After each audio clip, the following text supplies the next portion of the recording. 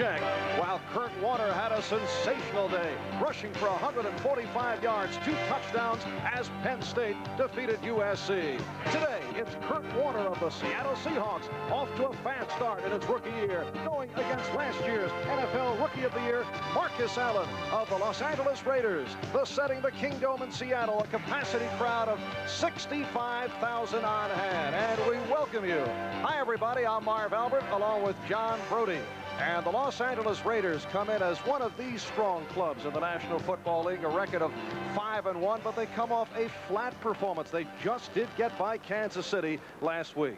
Marv, as you mentioned, 5-1 is the second best they've ever done in the history of their franchise. They've been 6-0 a few times at the end of the season, but for the Raiders playing the way they have been early in the year, it can be a little misleading. The last couple ball games, they haven't played as well as they would like to have, and it's concerning now because they're playing their prime competition today. And the Seahawks come in with a record of 3 up and 3 down. Now, last week, they blew a 21-0 lead and lost to San Diego. What effect will that have here today? I think, Marv, it would have a great effect on the old Seahawks, but I think since Chuck Knox has come to this area, he's instilled a new spirit in the group. Jim Zorn, all the old pros, put together with 5 new acquisitions. They feel they're a contender. Today's game is brought to you by Dodge Cars and Ram Tough Dodge Trucks. Dodge, America's revolution. By the Ask for Motor Oil, Pennzoil, protection worth asking for. And by Adolph Coors Company, Golden, Colorado, the best of the Rockies is yours.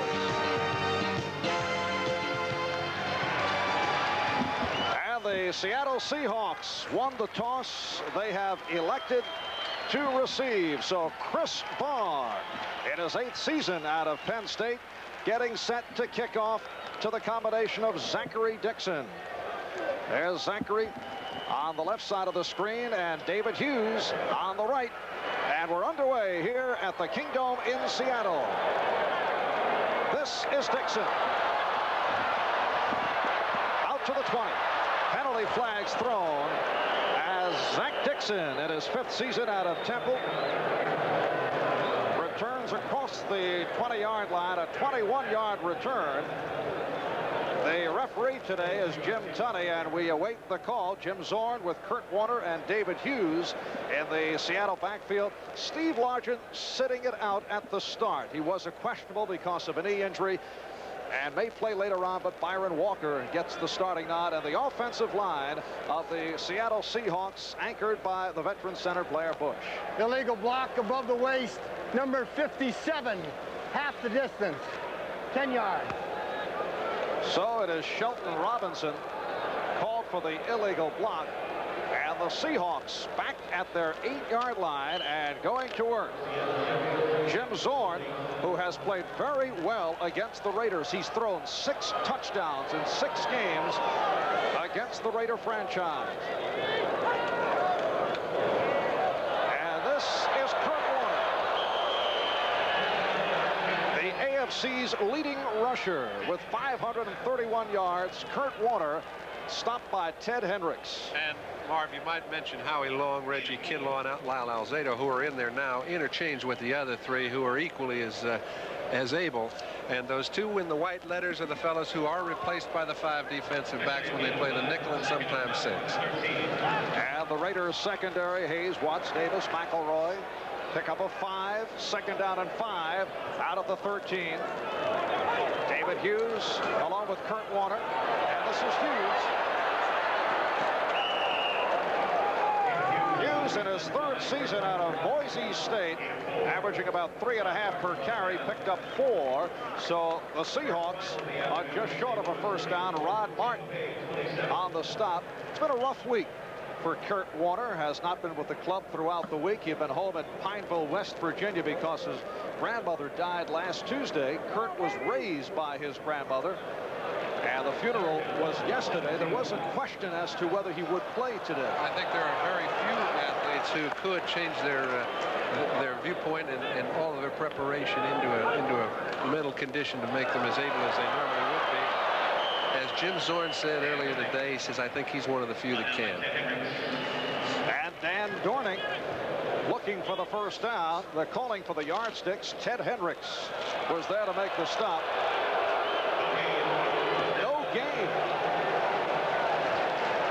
Dorning is stopped, and the Seahawks are forced to punt. Head coach Chuck Knox, who did not appreciate the officiating last week in the game against San Diego. Seahawks penalized 15 times, the Chargers only twice. Yeah, that's too many. I tell you, I don't know a head coach that would say that's okay. Actually, they were hit with 17 penalties. 2 were declined. Here's Jeff West, and he just did get it all. Greg Pruitt on the fair catch, and let's see if they call it contact. They call it contact, but I think he was knocked into him, and so there will be no flag thrown, no penalty incurred.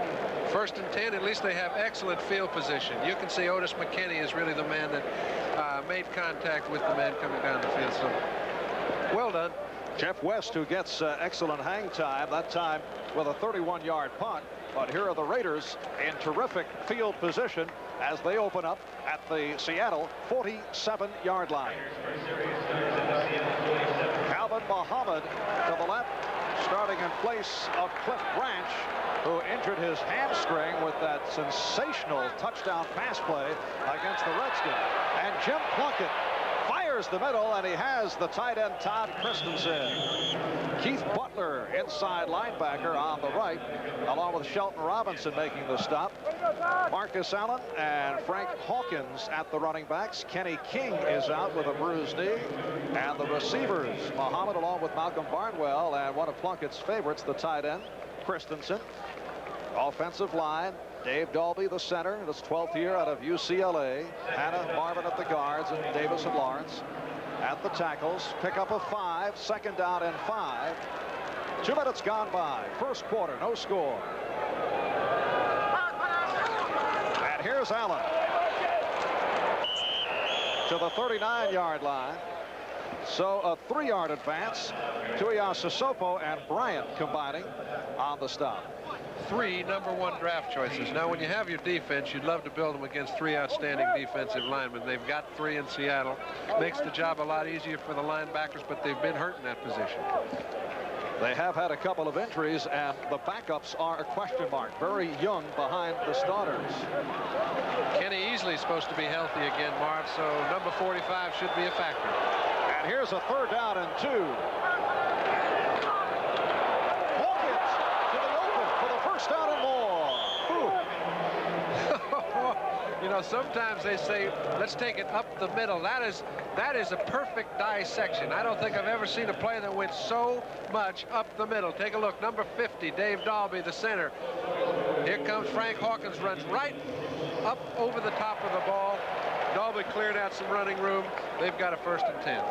11-yard pickup for Hawkins, who has played very well. First in filling in for Marcus Allen against the Redskins when Allen was out with a bruised hip. And today starting for the injured Kenny King. 1st down at the 28. That is Muhammad in motion. And Plunkett.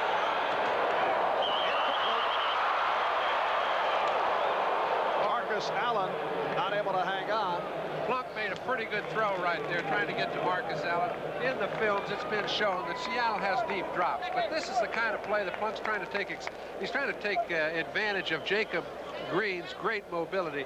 Jacob, number 79, is the left end. On that play, he was just long gone, no factor for Plunkett. He didn't have much room to throw the ball, but you'll see him roll out if he can, when he can. And Jim is coming off an uneven performance. You look at the stats, 15 of 28 against Kansas City, but not a good one last week. Allen on the sweep. Marcus Allen right near the 1st down marker. 77, Jeff Bryant able to make the stop. A 9-yard pickup for Marcus, who says he wants to handle the ball more frequently. He feels the Raiders aren't giving it to him frequently enough. Well, I tell you what, the Raiders didn't give it to him as much as they could in the last couple ball games. Remember, he didn't really play against the Redskins, okay? So Plunkett had to throw the ball some. Now, last week, they would like to have given him the ball more, but they're down 21-7. You know, they're couple touchdowns back, and when you're couple down, it's the quarterback's turn to throw the ball around the infield, so they couldn't do the things they like to do offensively, and Marcus doesn't get to carry it as much. So the former high school quarterback completed 2 passes. I know, maybe they should have played him a quarterback. All right, here is Allen throwing. Todd Christensen, touchdown. I didn't call that that play. You talk about your plays that are wide open. Those are the things you find in the films. You get into a certain situation, like inside the 15-yard line. They had discussed it earlier. We didn't know when it was going to happen. Any sort of a pitch. They've got Todd Christensen, who is playing tight end on the other side with 2 tight ends. He makes his block down the field. Looks like a simple little running play. All the linemen going to the left, wide open, and Marcus Allen has a good throwing motion.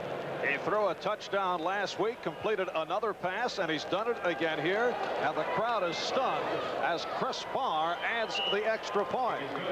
Marcus Allen with his 2nd touchdown pass within the last 2 games, and with 4.5. Shoots out off the line of scrimmage, falls down on his knees. When he does so, Kenny easily gets into the flow of the play, figures Christensen is no longer a factor. He gets up and he's standing all alone. That's what you call fooling a defensive back.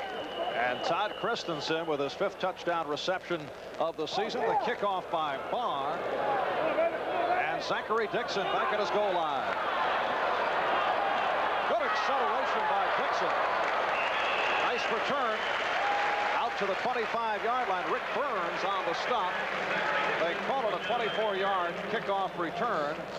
So the Seahawks with a 1st and 10 at their 25. Jim Zorn, 8th year out of California Poly in Pomona, 30 years old.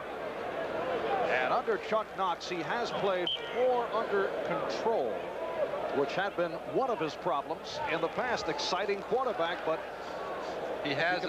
They've really asked him to do a lot less. And he said, you know what, I think the big difference between our offense right now and our offense in the past is we've got 6 or 7 plays that we call our personality. And we're going to run them against whoever we play week in and week out. And he says, we haven't done that in the past. We've gone from pillar to post. And that's one of the plays they'll be running all day long, no matter what defense is put in front of them. 3-yard advance for Kurt Warner. Richard Todd had a nightmare. Intercepted 5 times as Miami walloped the Jets 32-14. And Pittsburgh winning big over Cleveland in the 4th quarter. No bargain for Brian Sipe, and the 49ers slipped it to him 32-13, scoring 26 points in the 2nd half. 2nd down, and they call it 6. And again, it's Warner. Nice move as he went outside. Well, excuse me. I think he answered all the questions about whether or not he's ready. What they do is Ray Prohaska, the offensive coordinator of the Seahawks, when he gets into an offensive structure, he is the line coach and the coordinator. He's got those 5 offensive linemen doing things to allow backs to get free. You don't see room to run like that for I don't care who the back is unless your coordinator is well structured, and they are. And Kurt picked up the 1st down out of the 36-yard line. 5.5 minutes in. 1st quarter, Raiders lead it 7-0. This is Hughes. Quick opener. David Hughes. 5-yard gain. Rod Martin, number 53, on the tackle. San Diego doing it. I should say New England doing it to San Diego. A come from behind effort by the Patriots. Well, you know, so many people were concerned with San Diego as we noticed Minnesota gives it to Houston. They're the league doormat. Doesn't matter who the coach is. It's still not a strong group. And Detroit has come from behind. St. Louis beating Tampa Bay. Buffalo over Baltimore in the 3rd. And that sums it up, kid. Seattle yet to throw. 2nd down and 5. And again to the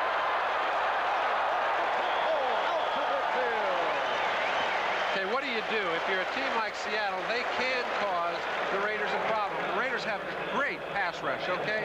They've sacked quarterbacks for more yardage than any other team in the game. But when you have a running back that is this explosive, it really tends to keep the defensive linemen and linebackers at home.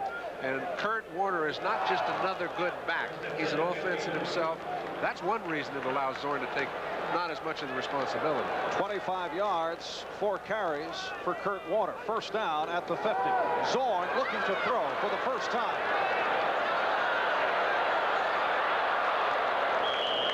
And he picked up 2 on the play. Ted Hendricks able to tackle Zorn, who could not find a receiver.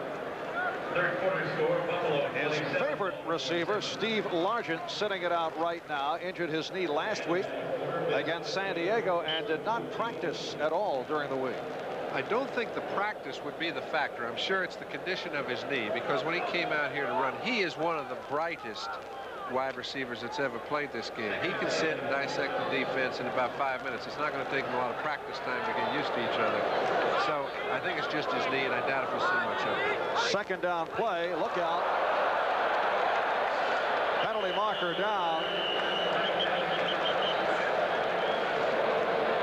Rod Martin on the stop. You saw the jumping. And it is offside, called on the Raiders. Well, listen, the Raiders know they're trying to get off on the ball at the right time. They know they've got a problem handling this man. Number 28, little sidestep, different direction. Rod Martin gets on him, but when you start before the ball snapped, it's a bit easier. 53, 5 yards. So it is Martin who is having an outstanding season, leads the club in tackles. There's a final. New England over San Diego, 37-21. Cannot play without defense. They do not have one. Second down and 2.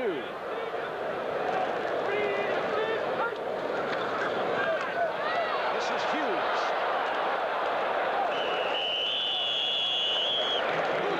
Mike Davis, the strong safety, number 36, along with Rod Martin on the stop. Hughes did break one tackle but could not accelerate, and so the Seahawks are short of the first down.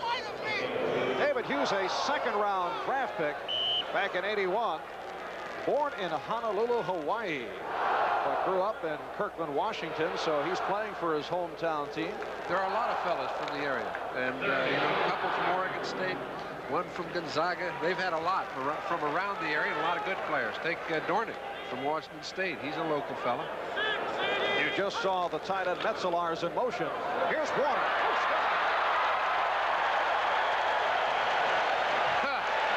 Reggie McKenzie must feel like he just died and went to heaven. I mean, he goes from O.J. Simpson to Kurt Warner. I wouldn't say they're dropping a lot.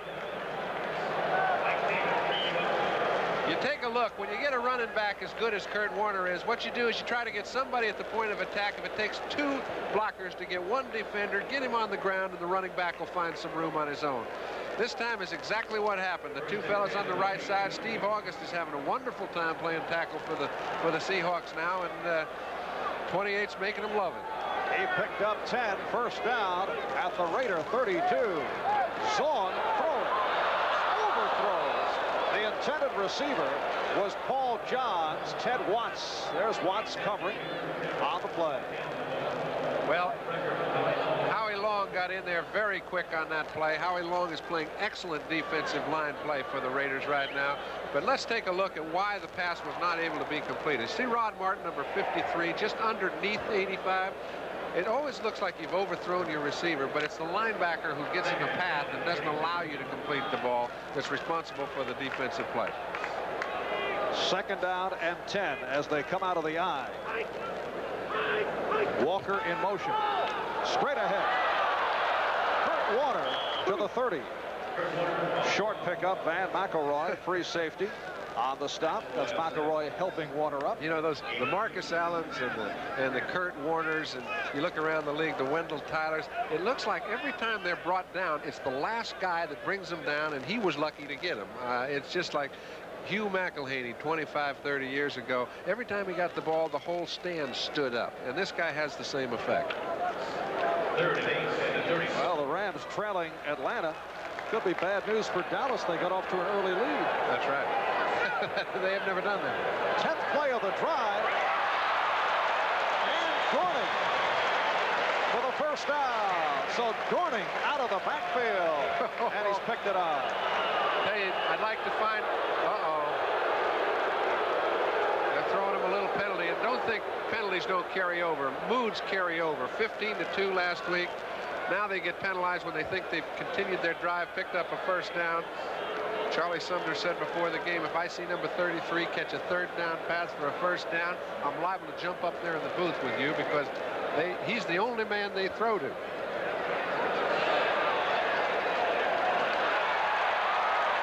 Well, apparently there were were calling for the yardsticks. And I see. The crowd reacted because they felt it was a clear-cut first down, and it was a question of where the ball was spotted, and it is. First down picked up by Seattle at the 22. And Jim Zorn has gone over the 20,000-yard mark for his career. And it didn't take him long. He needed 6 yards coming in. Warner stopped at the 20. Alzado and Millen combined on the tackle, a 3-yard advance. Seattle Seahawks come in at 3 up, 3 down last week, losing in San Diego 28-21 after leading 21-zip. Marv, I think, you know, what should be mentioned as you see that statistic, it's how long did it take him to do it, and he's been in this game for 8 years. This is his 8th year. That's over 2,500 yards a season, and there's a good chance that before he's through, he'll have as many as 40,000, and there's only one man that's ever done that. Second down and 7. And again, Warner creating the additional yardage. Bob Nelson on the stop. It appeared that Warner would be trapped, but able to pick up 3. Boy, it makes you feel a little bit helpless out there playing defenses. Now, McElroy's an excellent defensive back. Number 26, he barely touched him, let alone tackled him. So when you're out there all alone as a safety man trying to make the force, and you have a running back like Warner, you have your hands full. It's a 3rd down and 4 at the 16.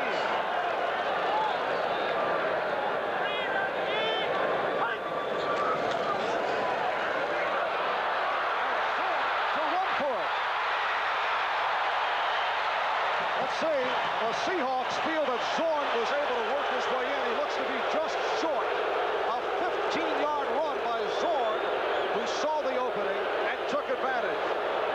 Jim Zorn still does some of the things that he did a lot when he was a younger quarterback, and he still does them just as well. It's that they don't have to depend on him to do that in order to win a football game. He sends both backs wide. They have no linebackers in the area to handle the play because they're both man-to-man on the running backs. So when these defensive backs get on the wide receivers, he sees nothing but room. He gets it down to the 1-foot line. And 1st and goal.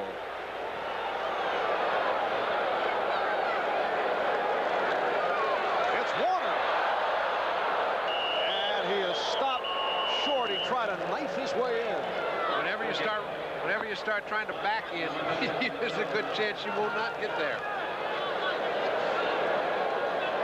It will be a 2nd and goal. 2 minutes, 23 seconds remaining, 1st quarter. Raiders lead 7-0. On the option, it was Marcus Allen connecting with the tight end Todd Christensen. 19-yard pass play. So Allen, who threw a touchdown last week, has done it again here. And you see the final scores: Detroit over Chicago. 15th play of this sustained drive. 2nd and goal. Touchdown. The Seahawks on the board.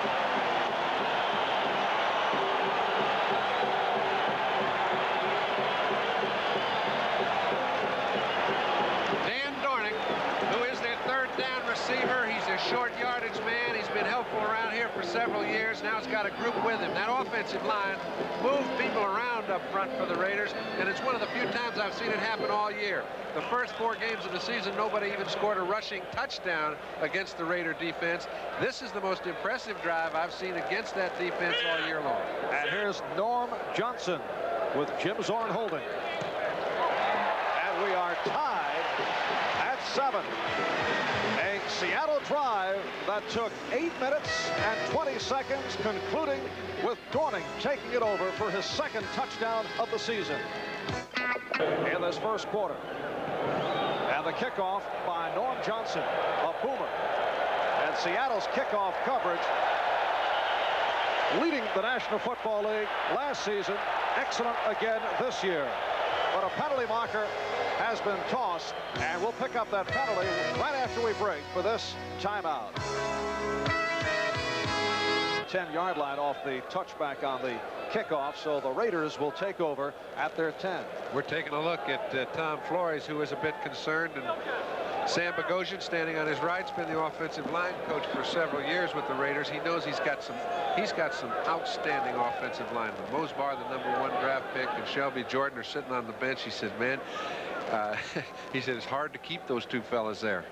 Very attractive backup situation, and you have a versatile guy in Steve Sylvester backing up the center and at the guards. Don Mosbar, #1 draft pick out of University of Southern Cal, and Shelby Jordan acquired along with Don Hasselbeck several weeks back from the Patriots. You know, we take a look at Chuck Knox with Keith Butler, the linebacker from Memphis State, who's been here for quite a while and is now noticing some of the changes. When Chuck Knox stepped in here, he took charge, and he brought his two jewels, Pryhoska and Catlin, to coordinate the other sides of the line of scrimmage. And I'll tell you what he did. I said, hey, what's happening? He says, well, they've been ready around here. They've been ready to win here for a long time. And he says, you know, they weren't prepared to win. He says, you can be as ready as you want. He said, but unless you're prepared, he said, it doesn't do you much good. He said he got lucky, and he feels like he's got 5 acquisitions as we watch them step it back to the 20. Correction on the enforcement of the penalty. Information, the ball was in the air while the foul occurred. The penalty is from the kickoff spot. Seattle has declined the penalty. Los Angeles takes the ball at the 20-yard line, 1st and 10. Oh, I see. So it's like from where the ball was kicked. They certainly don't want it to go back there, so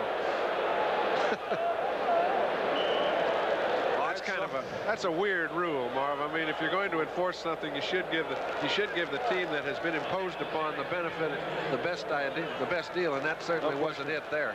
That's a flaw. Yeah, in the rule. It'll be changed. All right, 1st down at the 20, and here's Allen. Gang tackled after the short pickup. Bruce Schultz, the outside linebacker, on the left, leading the charge. Schultz, 2nd year out of Texas. So Allen picked up a couple. It'll be a 2nd down and 8. Pittsburgh walloping Cleveland now 44-17, and Buffalo leading Baltimore 30-7. Buffalo is coming on, and it looks like they may be the class in the AFC East. Kay Stevenson has done a job. And the Eagles taking the lead on Dallas. Play action. The bullet played by Christensen for a 1st down. Kerry Justin in on the tackle along with Michael Jackson, the outside linebacker. So 10-yard pass play, and Todd Christensen, who caught the touchdown for Marcus Allen in the earlier 1st quarter, with his 2nd reception of the day. They'll make it 3rd reception. You can see that Plunkett feels that he can get to Christensen a little more this afternoon than he's been able to in the last couple of games. He threw to him a lot early in the season, really laid off him the last couple of weeks for whatever reason, and he's come to him 3 times already today. Michael Jackson of Seattle shaken up. Hurt his leg somewhere. And a timeout is called with 44 seconds remaining in this 1st quarter. Thanks to Bic, I have the shave of John McEnroe, but I still have the serve of Elliot Kaminsky. John McEnroe and I have 2 things in common. Make that one thing. We both shave with Bic. And so should you, because Bic is beautiful, smooth, close, comfortable, and only 20 cents. Let's play. I'll be John McEnroe. You're not even old enough to shave. Bic can improve your game, but it can improve your face. 20 seconds left. What is this? Come on, let's go. Over here. You call us when you get a Quasar, baby, huh? Hey, Chicago. Quasar's calling you with fantastic savings now on all color TVs, even the new Dynatech models. Also save on all VCRs with 8 hours of recording. Quasar! Save now on all Quasar at Petropolis Brothers, Gurnee, Illinois, and Tesemkin Furniture, all stores.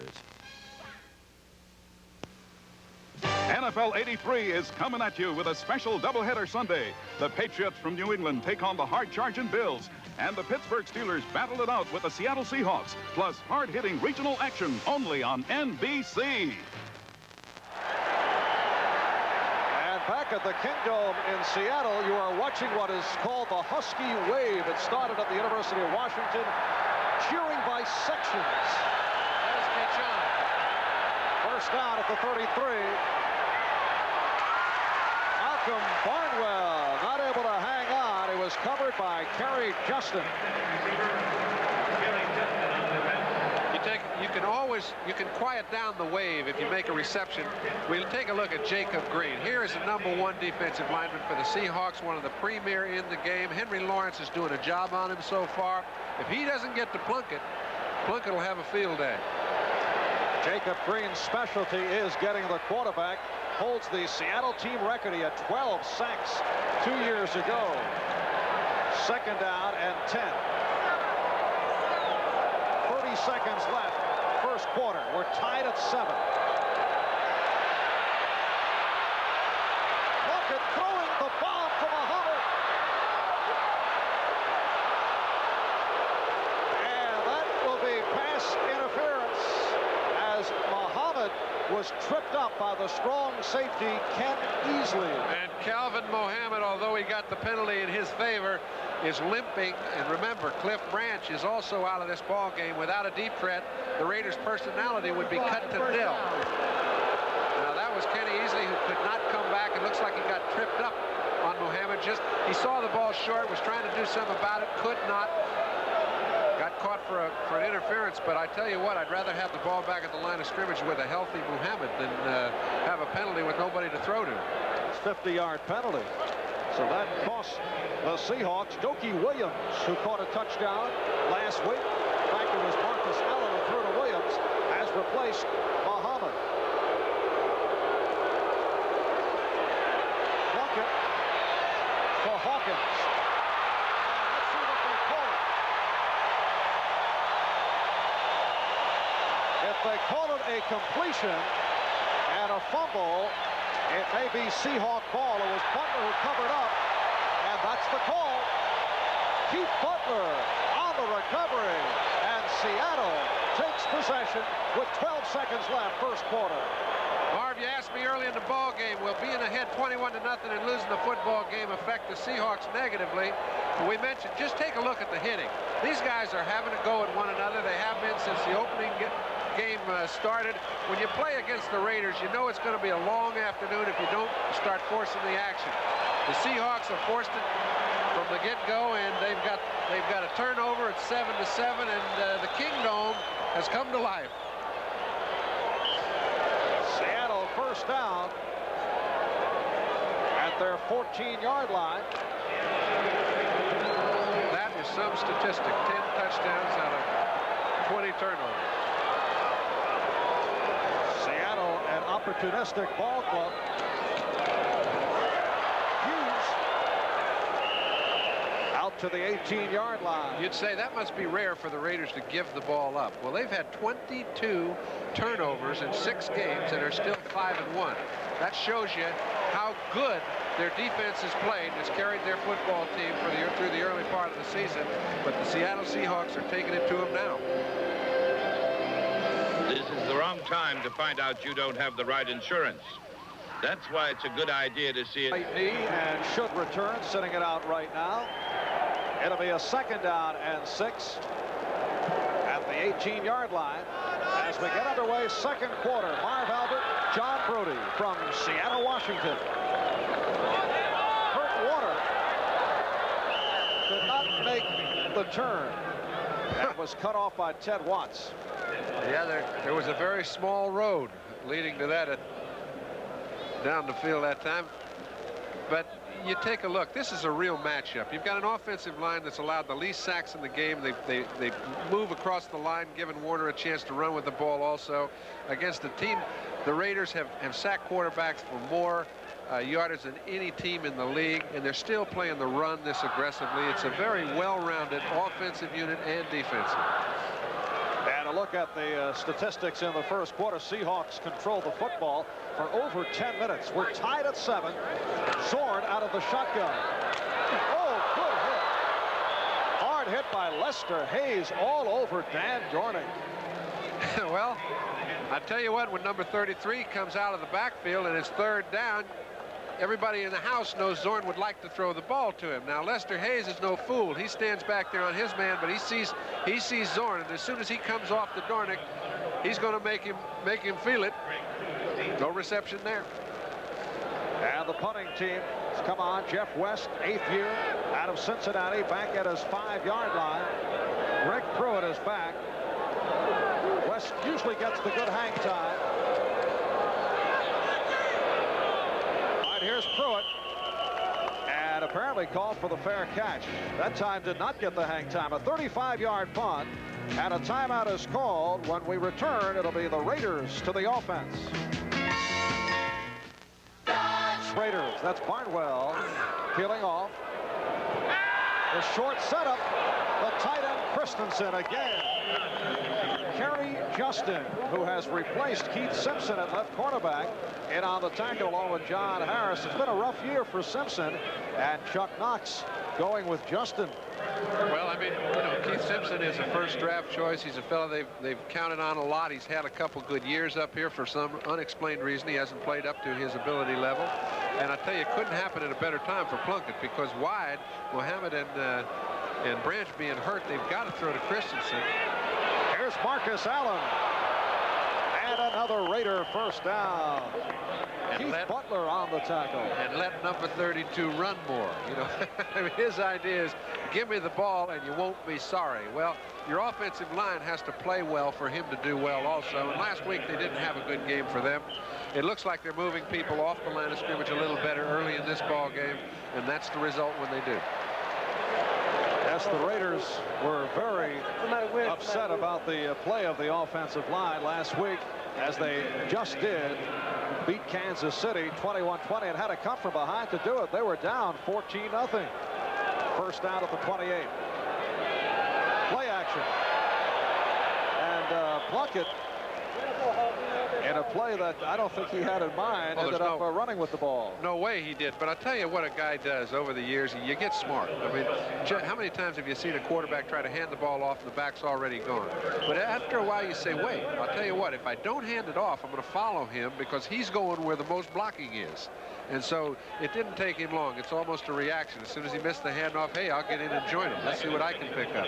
He picked up 3 yards, and that's pretty good. You quarterbacks are so rational. No, I didn't do that. I sat down, put one knee on the ground, and said, let's go back and try again. I didn't want to point that out. Here's Allen. And Marcus near the first down marker. Looked like he picked up 5. Michael Jackson, who is apparently all right, in on the stop. Missed a couple of plays because of that knee injury, but he's fine, and they are just short of the first down. 2.5 minutes gone by in the second quarter. We're tied at 7. There's Jackson, 5th year out of the University of Washington. He recovered a fumble last week that led to a Seattle touchdown. 3rd down and 1.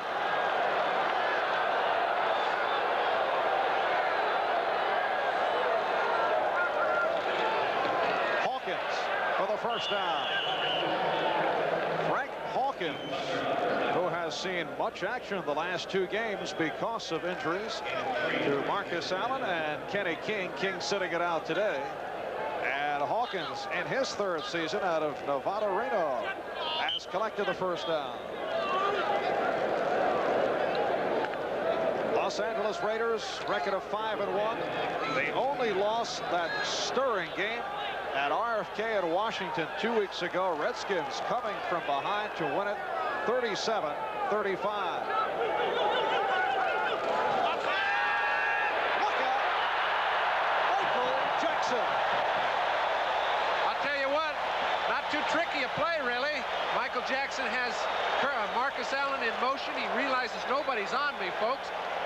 Plunkett's got his back turned. He just took off rather than go into his area. They've got a few blitzes designed to get Plunkett. I'm sure one of them is when Marcus is in motion from his offside. Nobody is there. Charlie Hand is trying to make a play to get outside to try and pick up Jackson, but he's got no case.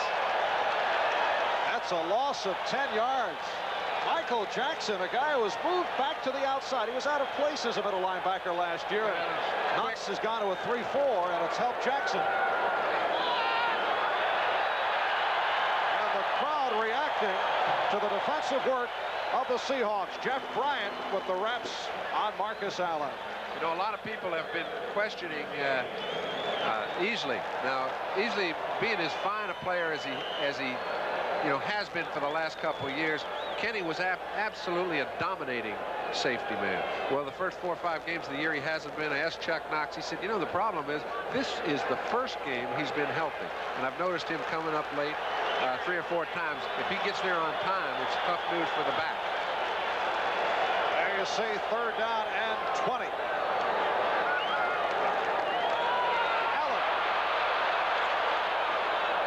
Marcus inside the 15, but short of the first down. John Harris and Ken Easley combine on the tackle. Here is a situation. It's almost a give up. What kind of play is there when it's got 25 to pick up? We see Marcus Allen running as far as he can.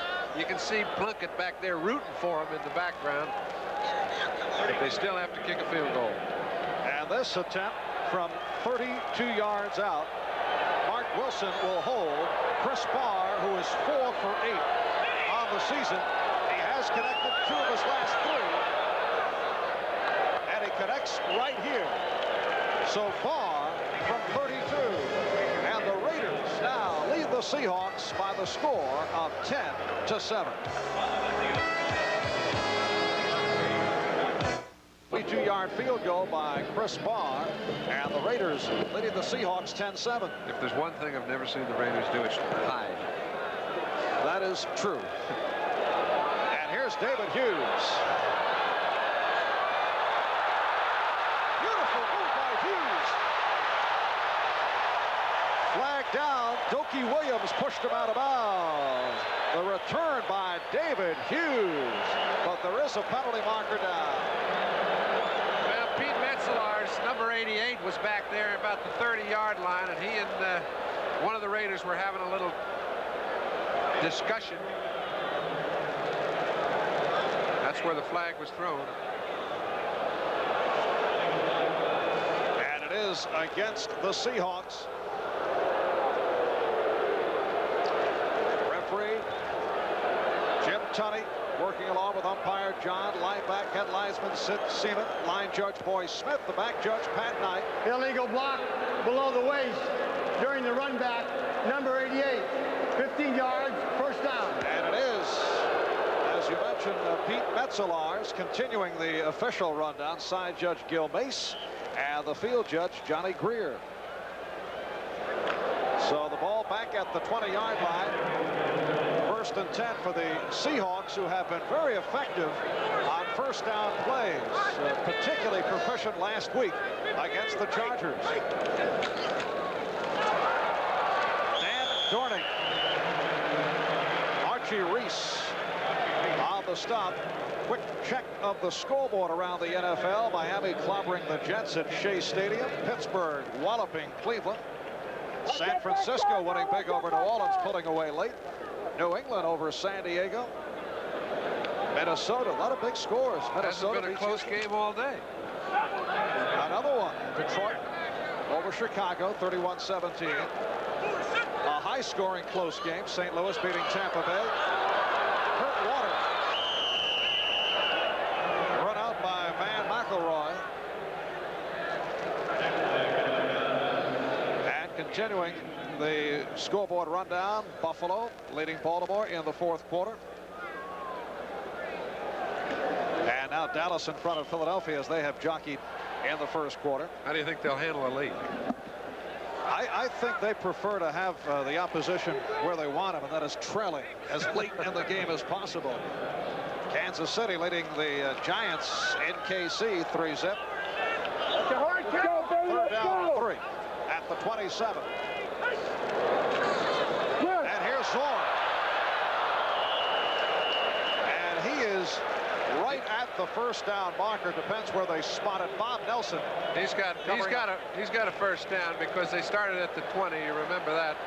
And now Reggie McKenzie makes a fine play, but he trips on his heel just as he's got a play on Nelson, or he'd have picked up 10, 15 more. So Zorn has run well in this first half, and it's a first down. Jim Zorn has picked up 22 yards, 3 carries. At important times. That's Chuck Knox Seahawks looking for consistency out of number 10, Jim Zorn. A quarterback who has been exciting, but up and down. Erratic, but has big playability. Off the play action. That's a pattern that Jim Zorn, when he's hot, will hit 9 out of 10 times. But he started fast early in the year. In the last couple ball games, he hasn't thrown the sidelines as well as you'd expect Jim Zorn to throw them. He can throw the sidelines. He's got a strong arm. And for whatever reason, you get just a little out of sync. You start throwing the ball a little before the receiver comes out of his move. For whatever reason, they haven't been as effective in the last couple ball games. I don't know whether it's Largent being out of there or what. He was looking for Byron Walker, the man who has replaced Largent. Steve sitting it out with a knee. Zorn is now 1 for 3, 8 yards. That's been it. Seahawks have been very effective on the ground. Here's Kurt Warner. Oh, a brilliant move on Lester Hayes. Lester Hayes is looking, it's like, I know he was here, but when? Where did he go? All right, 2nd 10. You see Hendricks is trying to do what he can. He did touch him. If they start playing two-handed touch, he'll be a lot easier to get down. And the crowd reacting with the replay put up on the big screen here at the Kingdom. But it's a 3rd down and 5 for Seattle. We're 2nd quarter, 7 minutes remaining. Raiders lead at 10-7. Zorn able to stand in and overthrows Paul Johns. And a flag is down. I'm almost certain it's holding because Jim Zorn never went down if it wasn't roughing the passer, and it wasn't. Got to be holding. And that is the call against Seattle.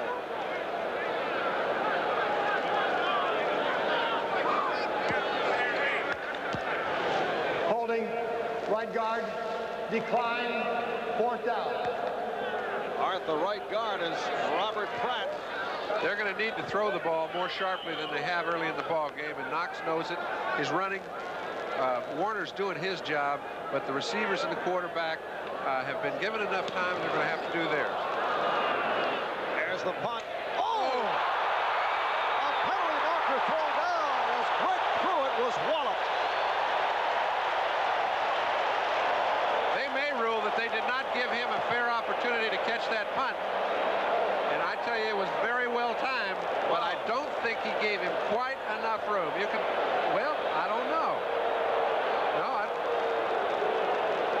they only get one look at it. Pruitt, who has had 2 sensational days in a row returning punts, they know they better not give him much room. That's Dave Brown. Perfectly timed, it appeared. Let's see what the officials say. Dave Brown getting downfield very quickly. And what they're doing right now is conferring, because I think that penalty was thrown because they didn't think he gave him enough room. But in the replay, you can see a lot of the officials might have seen it differently, and they're taking another look. They want to get away from the action, make a decision collectively, and I think that's been an improvement throughout the league in the past couple of years, that they do on occasion change calls. First reaction in watching it develop live was that there was not enough time, and I look at the replay, I think it was a perfectly timed move by Brown. Let's see. They didn't have that benefit, though. Illegal use of the hands during the punt by the receiving team. The ball is recovered by Seattle. A penalty is declined. 1st down.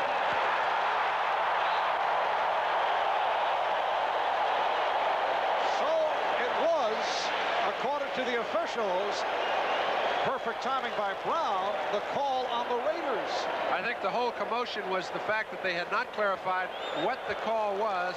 Everybody went around misemotion, and they assumed that he didn't give him enough room, as we did up here. That wasn't the call at all. It was declined.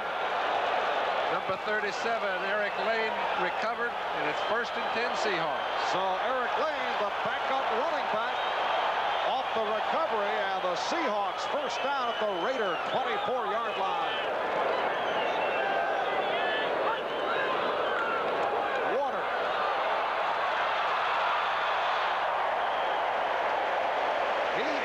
exciting. It just looks like so often now all these great running backs that are coming out of college. You wonder why Penn State started off the season so slowly. Maybe they didn't realize just how good this fellow was and how much they had lost. But he has come on. He and Dickerson and Marcus Allen, the great running backs right now, provide a dimension that I don't think we've seen in this game as we see it today. Picked up 8 yards, stopped by Reese and Millet. 2nd down and 2 at the 16. The lone deep back is Warner. Looking for the first down. That time Hendricks right there. Don't let him get both hands on you there, fella, though, or you will go nowhere. Just under 6 minutes remaining in this first half. He doesn't take to embarrassment lightly, and a couple plays ago he got embarrassed a little bit. This time he manhandles the tackle, does the same thing with the ball carrier.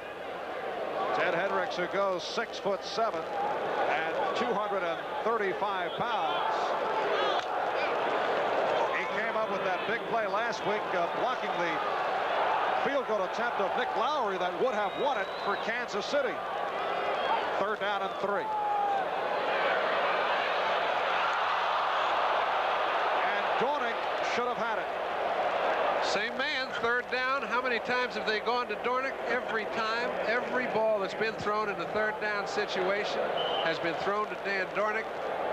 One was completed, one was deflected, and that one was dropped. Now, you don't see number 33 do that very often.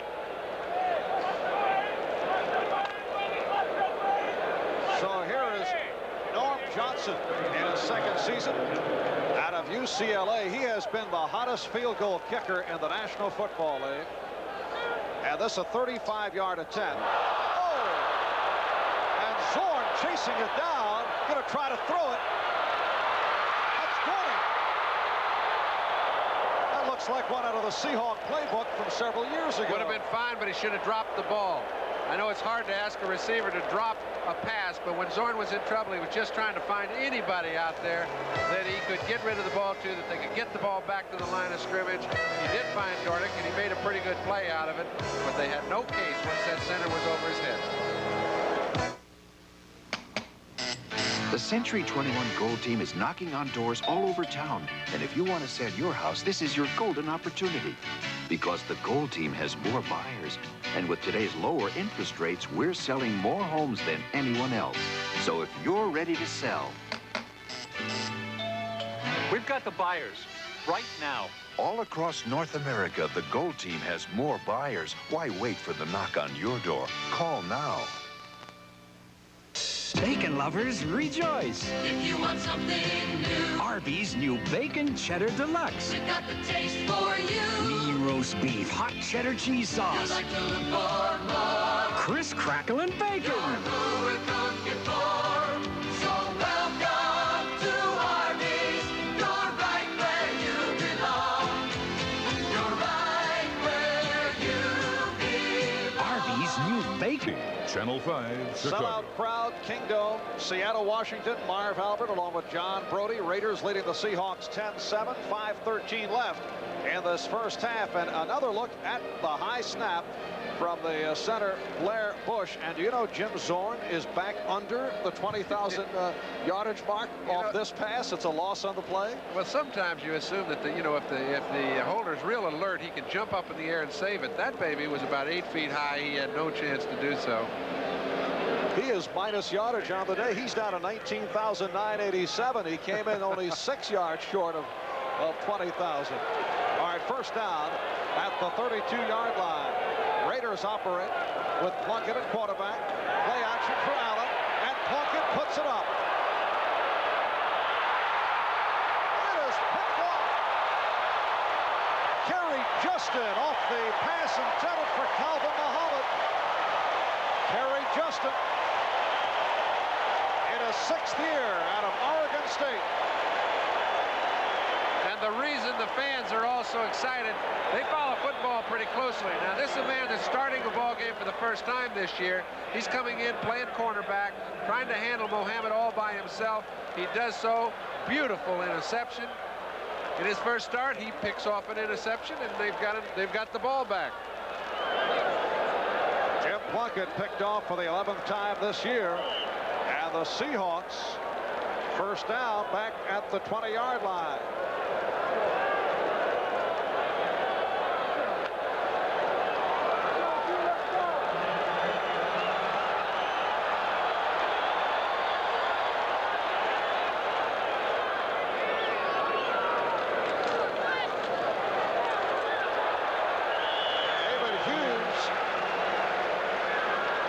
Carry stopped by Archie Reese.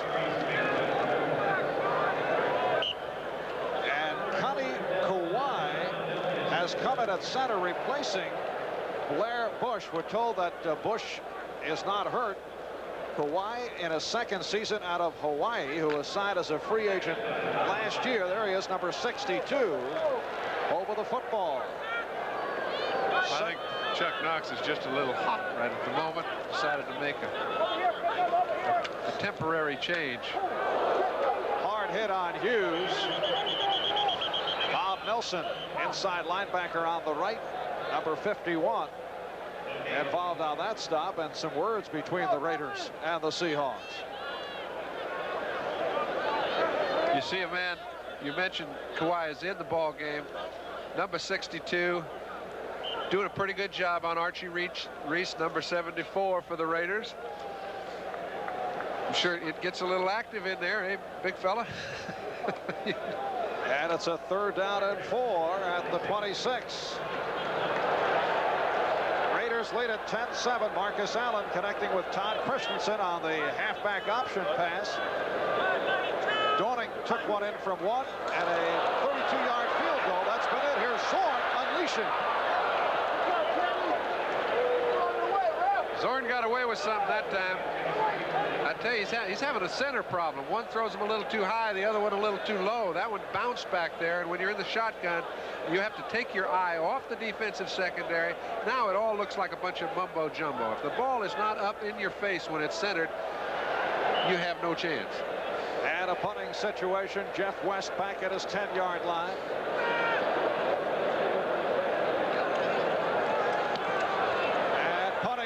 To Greg Pruitt, who says fair catch, and drops it, but recovers. It's been a rugged day for Pruitt, who is one of the best in the NFL. He got jarred by Dave Brown last time, and now drops the fair catch. There is a revolution on the American road, an automotive revolution led by Dodge. The latest evidence, Dodge Daytona Turbo Z. Backed by standard 550 protection, turbocharged, fuel injected, front wheel drive. The fantastically balanced, performance bred Dodge Daytona Turbo Z. We are Dodge, revolution. Someday soon, you could very well have the best of everything. But you will have to begin somewhere. And the best place to begin is with the very best beer in the world. The best tasting beer wherever you go. When you think about it, why would you ever have anything else? Come to think of it, I'll have a Heineken.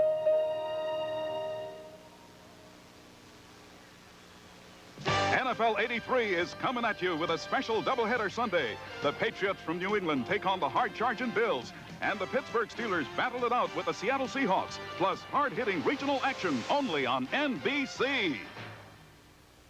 And there is Blair Bush, and John, looks to be a back injury. You can see he was kind of hobbling down the field the last time when they on the punt. And a correction on that bad snap to Jim Zorn on the field goal attempt.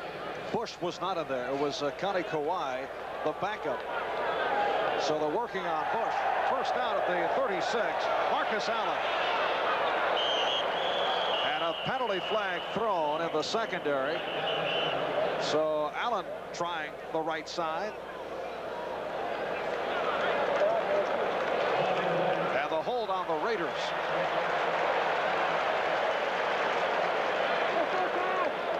And now the final, Buffalo knocking off Baltimore 30-7. Baltimore started fine, but Buffalo's just a little too strong.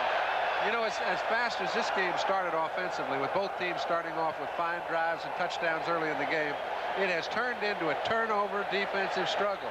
It's still a lot of hard hitting. Holding during the run, number 46, 10 yards, still first down.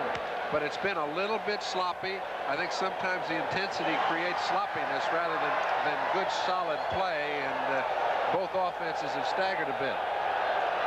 That hold called on the tight end, Todd Christensen. First down and 20, back at the 26. Plunkett swings it to Allen. Allen to the 30. Out for the 31-yard line. Kerry Justin came up with the intercept a moment ago. And Bruce Schultz combining on the tackle. And just under 3 remaining in this first half. It's the Raiders 10 and the Seahawks 7. 5-yard advance, second down and 15. That group has a lot of number 1 draft choices in it. That defensive group for the Seahawks, they've got 5 altogether. And up front, 3 number 1s, Jacob Green, Mano Tuiasosopo, and Jeff Bryant working out of that 3-4. Good rush, and Plunkett going deep, again looking for Muhammad, and broke it up. John Harris, number 44, able to break it up. John Harris was actually beaten when he made his break. Muhammad made a fine break, but Harris with great speed was able to recover and had the play as a center fielder would from the time it was thrown. The ball looped just a little bit. Muhammad didn't realize it. And you can't do that with a man at the speed of Harris, easily trying to help out, getting back there. He's playing strong safety, remember. He comes back to see if he can be of any assistance. 6'3", 210 pounds. With the speed he's got, he can be assistance to a lot of people. So Jim Plunkett again looking deep for Calvin Muhammad, who apparently is all right. He left earlier, and it's Muhammad starting in place of the injured Cliff Branch. Safety blitz. Plunkett looking for the first down. He has it, and some more as he's brought down by Harris and Jackson. We can see it. You can see it up here, and the quarterback can see it from underneath that center very easily. And when he did, he saw a slight crack. When you're in a safety blitz, you've got no linebackers, you've got no defensive backs, you've got nobody to make the play. He got through a crack, picked up a first down, kept the drive alive. Now he's got to start throwing it a little better. Bring out your best. I wasn't drafted till the 7th round. They don't even know my name. Bring out your best. Budweiser Light. Bring out your best. Budweiser Light. Bring out your best. The best. Croder, huh? It has a taste all its own. Enjoy it. Imports with a purpose. Colt for '84. A great buy for the money. Imported for Dodge and Plymouth. Colt gives you front-wheel drive. Room for 5. Money-saving mileage. And miles of just plain driving fun. So if you're thinking GLC, Civic, Sentra, or Tercel, think Colt too. And check out its really low sticker price. The '84 Colt, imported for Dodge and Plymouth. Built by Mitsubishi to give you a phenomenal import value. Now that's a purpose. Tonight, what are these famous childhood stars of yesteryear doing these days? They're teaching today's young NBC stars in the comedy smash High School USA. Back at the Kingdom in Seattle, along with John Brody, Marv Albert, the silver and black LA Raiders, record of 5-1, leading the Seattle Seahawks by the score of 10-7.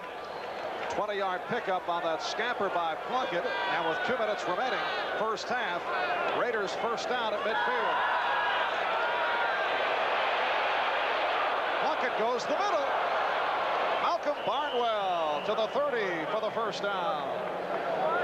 Keith Butler making the stop on number 80 in his 3rd season out of Virginia Union. Nice play by the offensive line there, Marv. When you give a quarterback 5 seconds to throw the ball, Plunkett put 3 fakes on the defensive linemen, 2 on the linebackers, and still had a chance to pick up Barnwell. Raiders in a hurry-up offense. First down at the 30. Marcus Allen. He was rocked, picked up a yard. Shelton Robinson, linebacker on the inside, along with the nose tackle, Mano Tuiasosopo combining on the stop. We'll be back in a moment.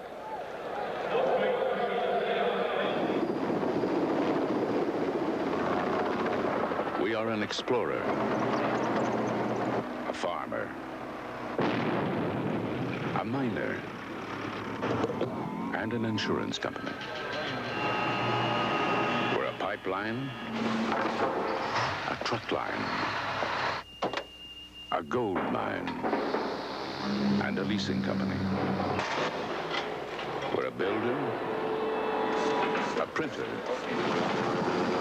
a logger, and an energy company. We are more than 41,000 men and women working in 18 different industries all across America. We are Southern Pacific. We also run a railroad.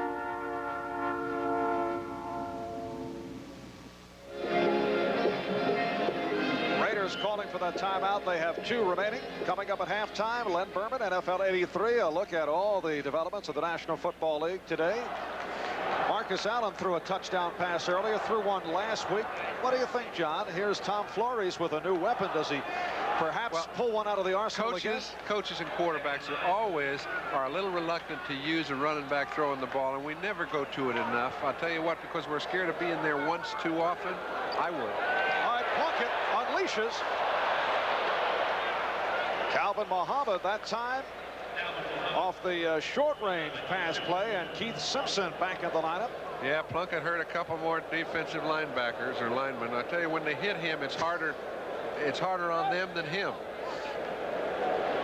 First down was picked up as Simpson made the tackle, and let's see who that injured player is.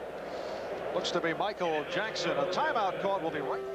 Jim Plunkett is quarterback of the Los Angeles Raiders. In his 13 years in the NFL, he's known great moments of victory and periods of despair. But Jim Plunkett always kept trying. He never gave up. Hello.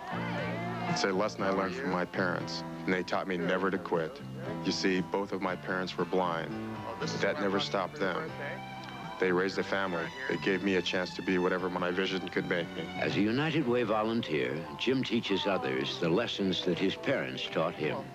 Sometimes the mere sharing of the beauty in a single flower can open a new experience for someone, even if they never see it. Perhaps through people who cannot see, we can all come to understand and learn the lesson that life is what you make it, and what you make it is up to you. You know, thanks to you, it really does work for all of us, the United Way.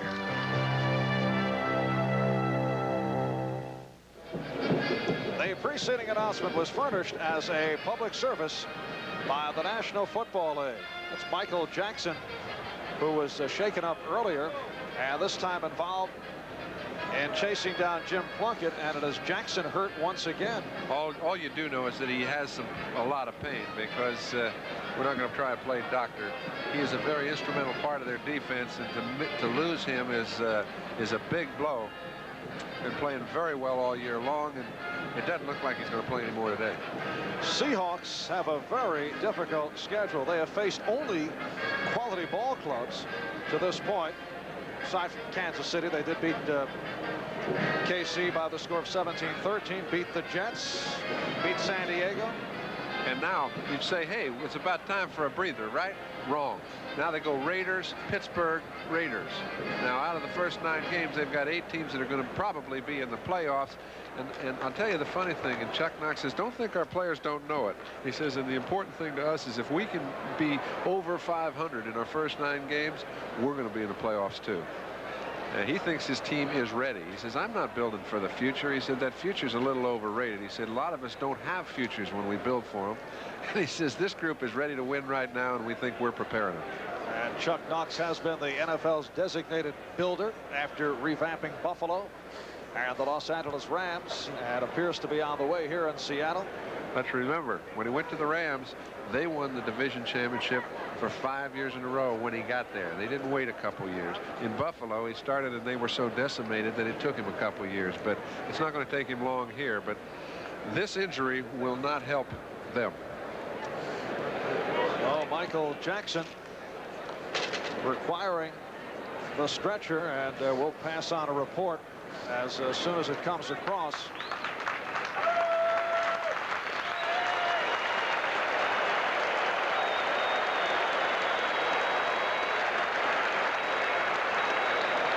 Raider players concerned and checking it out.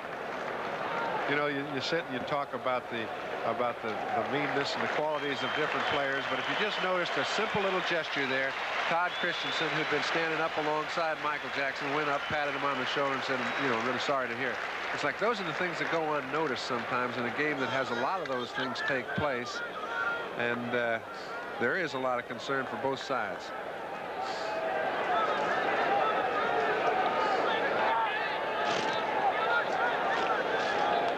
So it'll be a 1st and 10 down at the 18-yard line. A minute 10 left, first half. Raiders leaded by the score of 10-7. This is the same formation, Marv, that they went to Christensen early in the game. That's Hawkins in motion. And here's Allen. Marcus Allen inside the 15. Run out by Shelton Robinson, number 57. Second year out of North Carolina, and we're under a minute remaining in this first half. Greg Gaines, second-year pro out of Tennessee, replacing Michael Jackson. As we mentioned earlier, John, this is the area where the Seahawks are weak in the linebacking core. The backups are 3 rookies and a second-year man in Gaines, who just came on. That's right. They could least afford to have an injury where they had it.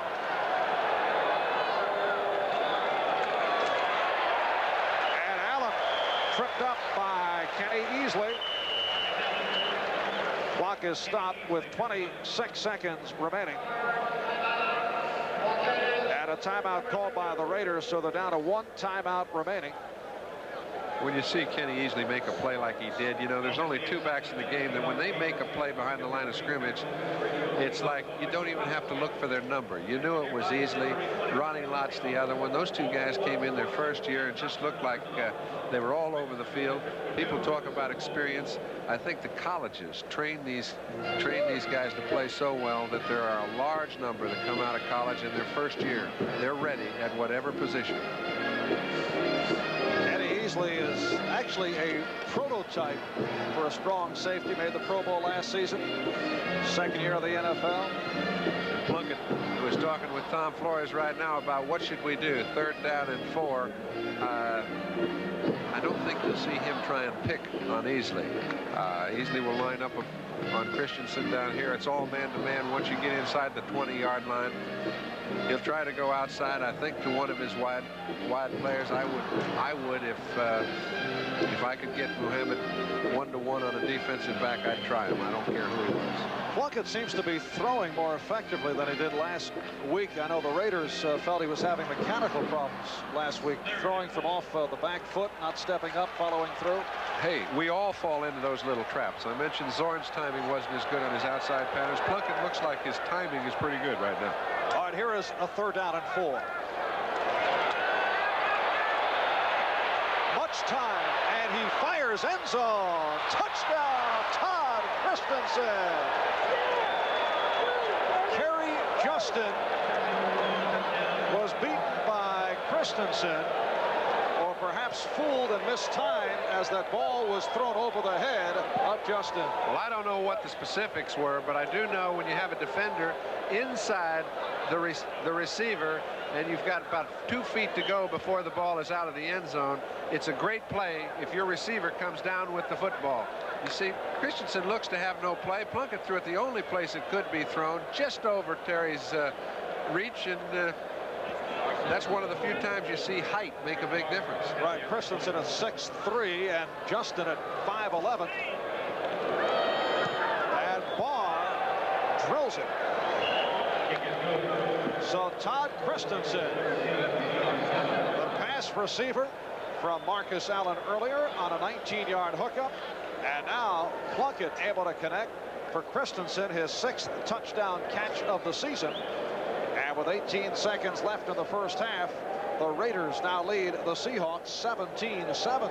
And it's not at the point where they have to, go away from their game plan, so to speak, if you're a Seattle coach, because with Warner, they still can make a drive, another field goal and get them back in the game. But they're getting close to that point. If the Raiders in the second half start fast, get out, put a score on the board, now it's Zorn's job to get the ball game back where it needs to be. And Zorn, so far today, has not thrown the ball well enough to get it done. All right, next Sunday, join host Len Berman as NFL 83 will start the day with feature reports and a preview of the day's game. A look at the regional lineup: Cleveland, Cincinnati, New England, Buffalo, Kansas City playing Houston. That'll be the first of the Twin Bill. Miami and Baltimore, San Diego, Denver, Pittsburgh, Seattle. The late games, we suggest you check your local listings for the games and times in your area. All right, the kickoff by Bond. Oh, yeah, way to go!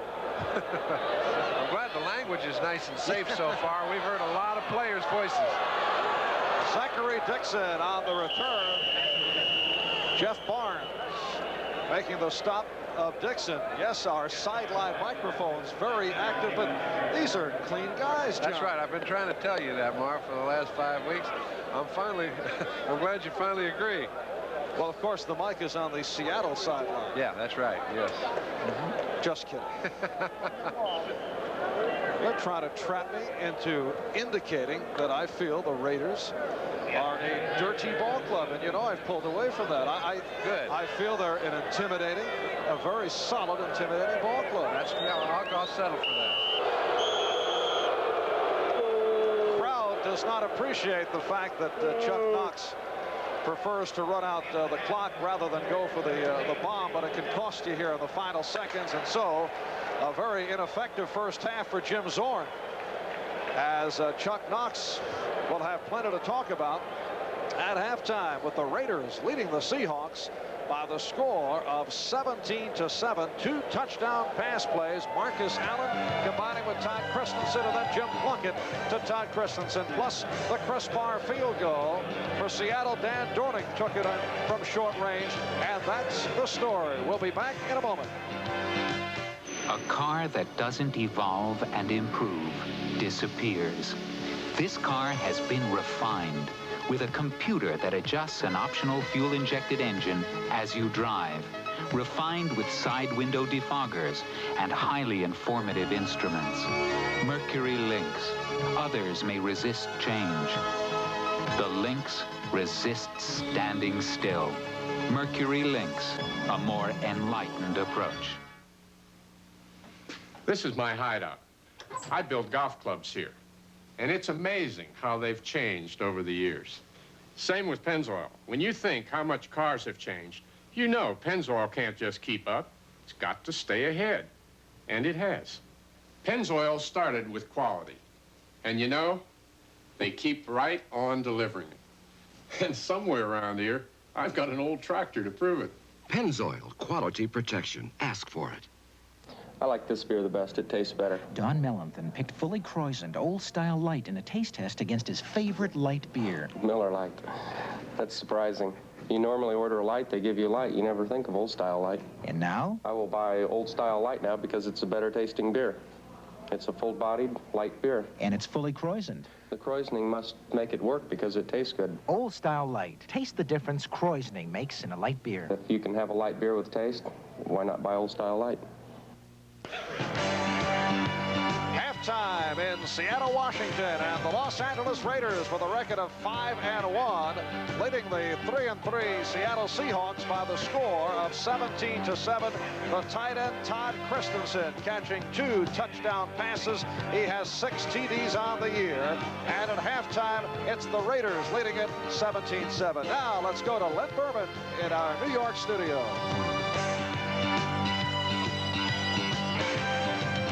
Let's take a break from this week's activities to look ahead to next week when we reach the halfway mark of the NFL regular season, and it'll be a doubleheader day here on NBC. The Battle of Ohio is on next week's card, and it's a rematch. Cleveland beat Cincinnati Week 3. But it should be more interesting this time around. Brian Sipe, #1 in TD passes, will be up against the stingy Cincinnati defense, and the Bengals offense is starting to get it back together. The matchup in Baltimore will be intriguing as the scramble continues in the AFC East. With 2 games under his belt, Dan Marino will be throwing against a defense which has bent. But Baltimore's offense, it may surprise you, is ranked ahead of Miami's and Pittsburgh's and Seattle's. And then our late games. In Seattle, an interesting matchup of running backs. Pittsburgh must rely more on Franco Harris with the total lack of a passing game this season. But Seattle counters with the hot rookie, Kurt Warner. So no rest for the up-and-down Seahawks. After the Raiders today, it's Pittsburgh. All right, Dave and Pete, what are you looking at next week? I'm looking at that other late game, Len, the game between San Diego and Denver. I guess both of these teams typify what this year has mostly been like, and that is basically flawed teams trying to stay close enough so that they can get hot at the second half of the season, they can get into the playoffs and win one. Denver, of course, has a very resourceful defense and not much offense. San Diego scores a lot of points, and their opponents score a lot of points. And I would guess next week in Denver, it should be a real interesting matchup. I'm looking at Pittsburgh and Seattle, not only a generation gap game, 2 generations of Penn State runners, Franco and Kurt Warner, but it's a big revenge game. The last 2 times Pittsburgh went into Seattle, the last 2 years, they were beaten. Last year, they were even shut out indoors in the Dome. And 2 years ago, Cliff Stout went out after the game and managed to break a bone in his hand playing a machine in a bar. Now a lot of Pittsburgh fans are watching the passing attack, wish Stout would break something else. Pittsburgh's still got to overcome that passing problem, and this is a week they'll love to do it. Yeah, they're the only team in the NFL that has more yards rushing than they do passing. All right, guys, that's next week, and we'll have more action coming your way. Before we go away, a note that here on NBC Sports, we're happy to announce that we've acquired the Skins Game, a unique golf tournament where Jack Nicklaus, Tom Watson, Arnold Palmer, and Gary Player compete for $360,000. The money escalates on each hole, so conceivably you could have someone putting on the 18th green for that whole pot of $360,000. It's the Skins Game, and it's Thanksgiving weekend live from the Desert Highlands Golf Course in Scottsdale, Arizona, here on NBC Sports. An interesting concept. All right, stay tuned for more as our halftime activities continue here on NFL 83. See you later, everybody.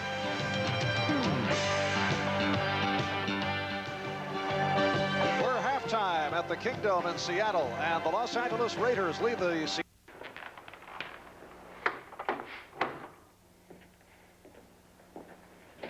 for a touchdown. That's a little beyond. Jim Zorn is 2 for 8, minus 6 yards in the first half. And the kickoff by Norm Johnson. Line drives it, and Cleve Montgomery will stay right there. He actually was screened by one of the officials, and they'll bring it out to the 20-yard line. And a look at the statistics in the first half. As you see, the Seahawks had the football for 16.5 minutes. I think the turnover that's most impressive is the Raiders, again, turned the ball over 3 times. They had no turnovers themselves. They're still 10 points ahead. So if you talk about a team that thrives on adversity, these guys put themselves in a hole, create a way to get the ball back, and their defense does it time and again. Marv Albert, John Brody from the Kingdome in Seattle. Underway, 3rd quarter. See the stats on Plunkett. Has a first down at the 20. That's Hawkins in motion. And this is Marcus Allen. 3-yard advance. Keith Butler, the right inside linebacker, on the stop. The report on Michael Jackson, the outside linebacker on the right. It's his left knee. He was taken off by a stretcher late 2nd quarter. He's been taken to the hospital for x-rays. And that's, I just hope it gets better. So Greg Gaines is in on the outside on the right. Schultz, Robinson, Butler, and Gaines are the linebackers. 2nd down and 7. And it's Allen to the outside. And a flag thrown. Off the fumble, Kenny Easley. This may be an exceptionally costly penalty. It looks like it was a face mask. He was the only man in the area. He did cough the ball up. But that flag was thrown right where the ball carrier was. I'm not sure what the... All right, here's Jim Tunney. Personal foul. Crack declined. So the Seahawks maintain possession. Here's another look. And I was just about to say, this is the kind of ball game where Marcus Allen will have his opportunity to carry the ball a lot more. A 10-point lead in the second half. Little domination at the line of scrimmage by both offensive teams. First thing that happens, turnover. That crackback called on running back Frank Hawkins, and turnover number 4 committed by the Raiders. Let's see if the Seahawks can take advantage. First down at the 21.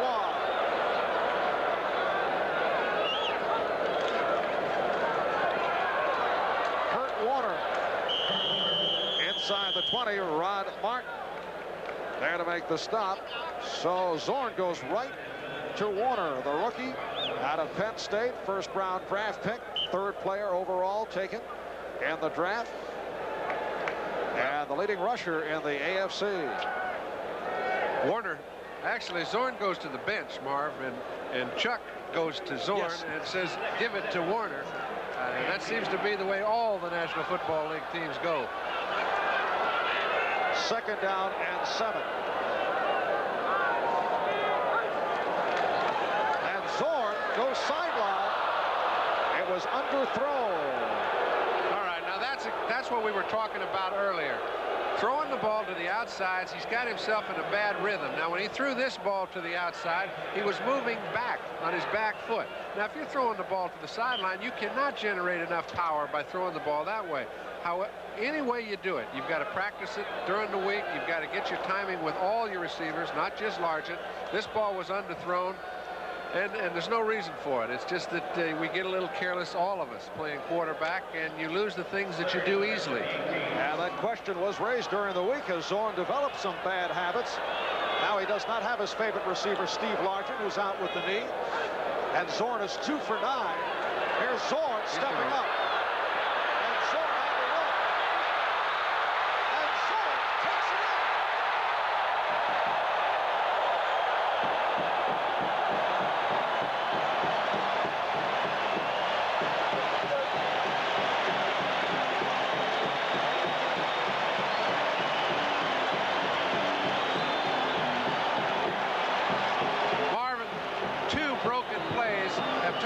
Big ones as far as the Seahawks are concerned, and actually kept him in the ball game.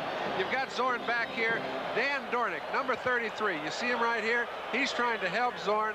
Now, the linebackers have both gone out to try and double on the outsides. When you don't have any linebackers left in the middle of the field, you give a fellow like Zorn a chance to get up underneath the pass rush. He's going to pick up some yards, and he scores. There's Norm Johnson. So Jim Zorn, not able to do it in the air, has done it on the ground, and Seattle trailing by only 3. Game is being brought to you by Chevrolet, official U.S. cars and trucks of the 14th Olympic Winter Games. Chevrolet and you taking charge. By Kmart K-Care Auto Centers, with our promise of service, value, and satisfaction. We got it good. And by Southern Pacific, 41,000 people working in 18 industries all across America. Norm Johnson of Seattle getting set to kick off. The Seahawks now trail the Raiders 17-14. Good kick. Here's Greg Pruitt out to the 10. Excellent coverage by the Seahawks, led by Bruce Schultz.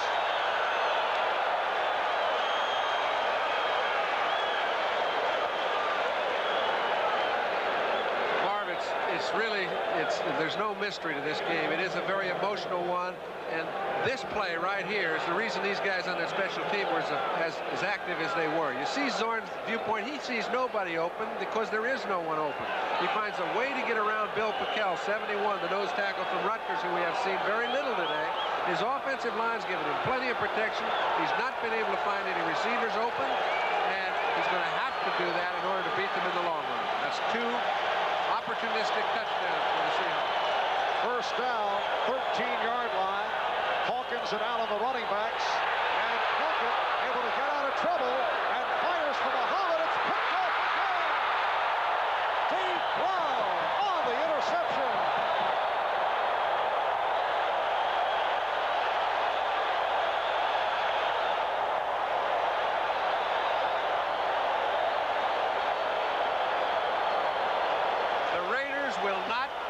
becomes their philosophy. You know, two things going in. They're going to play tough defense, and they're going to throw the ball down the field 40 or 50 yards 5 or 6 different times during the ball game.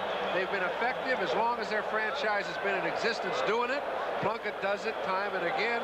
They win ball games late. They get a lot of balls picked off. Here's another example, but it's pretty hard to second-guess a team that does it week in, week out, and overcomes adversity the way they do. Zorn first down at the Seattle 32 following another Raider turnover. And Kurt Warner stacked up. Matt Millen, Howie Long involved on the tackle. There's Dave Brown. Came up with his second interception of the season. He's been playing very well. In fact, opposition has not tested his area. That time he was involved in double coverage on Muhammad. He mentioned before the ball game, had a chance to sit and talk to him for a minute. He said, you know, it's the first time since I left the Steelers, where he was his first year, that I have the feeling that we are contenders. And he says it's a wonderful feeling, and it really pumps you up if you've been in this game 7 or 8 years. Second down and 8 at the 34.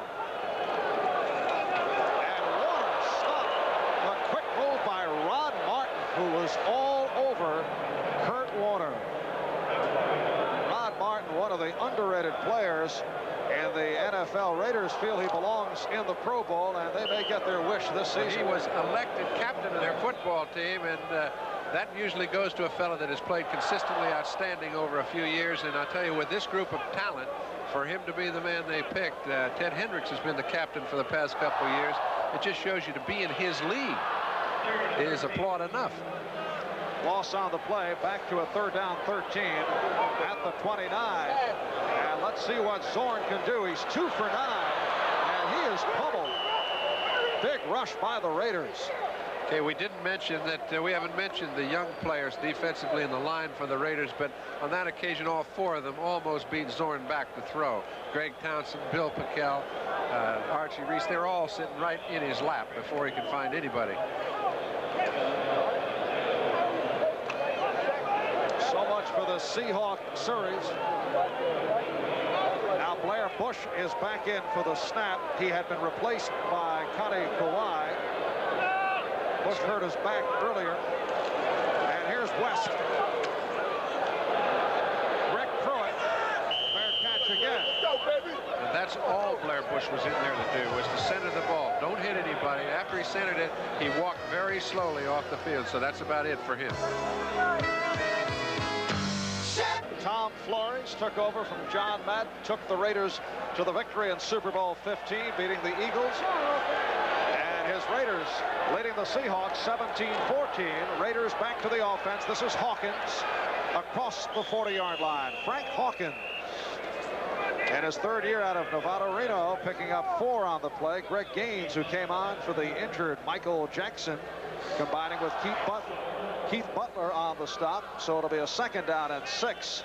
And the ball spotted at the 41. Well, the Orioles looking to wrap it in 5, leading the Phillies 2-0 in the 4th inning. Every game's been close and good.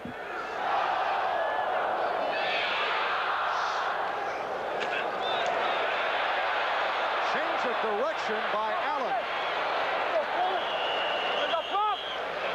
So Marcus Allen hemmed in. You generally tell a back, Marv, don't do that. That'll get everybody injured, okay? That'll get your lineman picked off. That'll get you hurt. We'll get a big loss on the play. We'll have a 2nd and 16. But you can't do that in Marcus Allen's case, because he was headed for a certain 7 or 8 yard loss, turned it into back to the line of scrimmage. And so in his case, you just let him steal on his own, so to speak. It's an instinctive move, and you really have to let the guy do what he wants. That time he was trapped by Gaines and then was stopped by Easley. That's right. 3rd down and 4.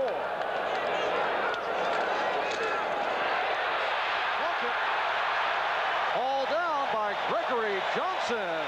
That's Johnson, number 27, in his 3rd year out of Oklahoma State. Plunkett showed the ball as if he were about to hand off. Yeah, but what he did is he didn't hide it from the offside. Generally, Plunk is pretty nifty. He keeps it hidden from the ones he wants to keep it hidden from.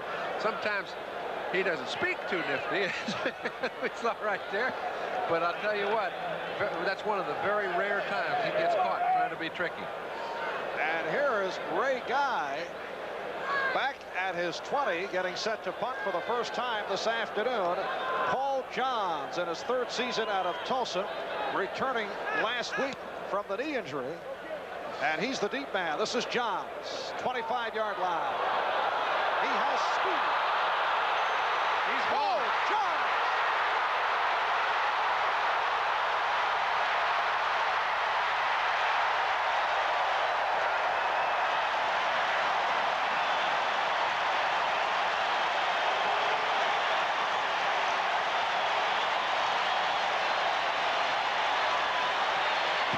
Johns going 74 yards for the score.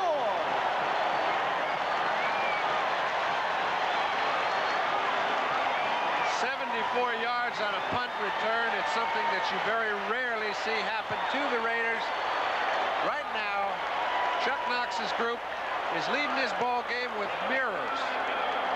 They have had 2 very big key 3rd down runs by Zorn to keep drives alive and 1 for a touchdown. Now here's a punt return. It hasn't been their offense. It's been a whole collection of people that just have refused to give up.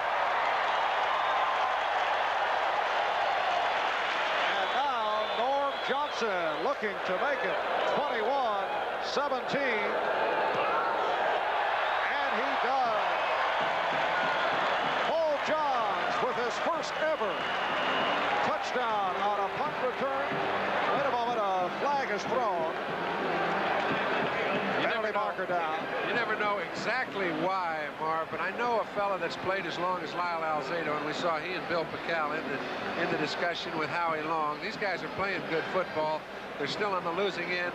You know, once in a while, it's not a bad idea to create a little turmoil. You're away from home. Create a little problem. Get your own team juiced up. Get them back in the ball game. 75 Los Angeles, number 70 Seattle. All setting after the play. All right, so the point after by Johnson is good, and the Seahawks lead the Raiders 21-17.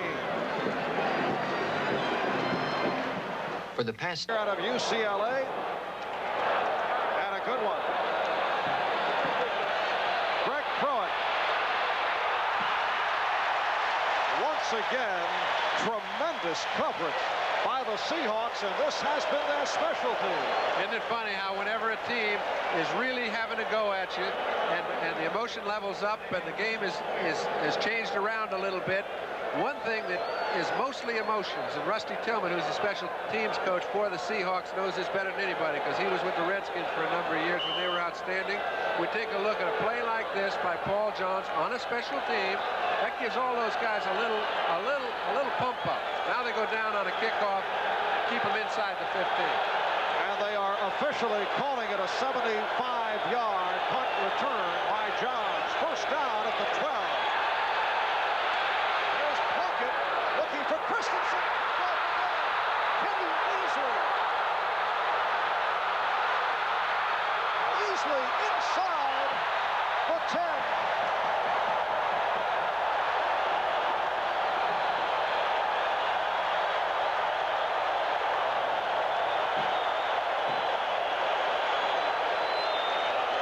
Easley is hurting, Marv.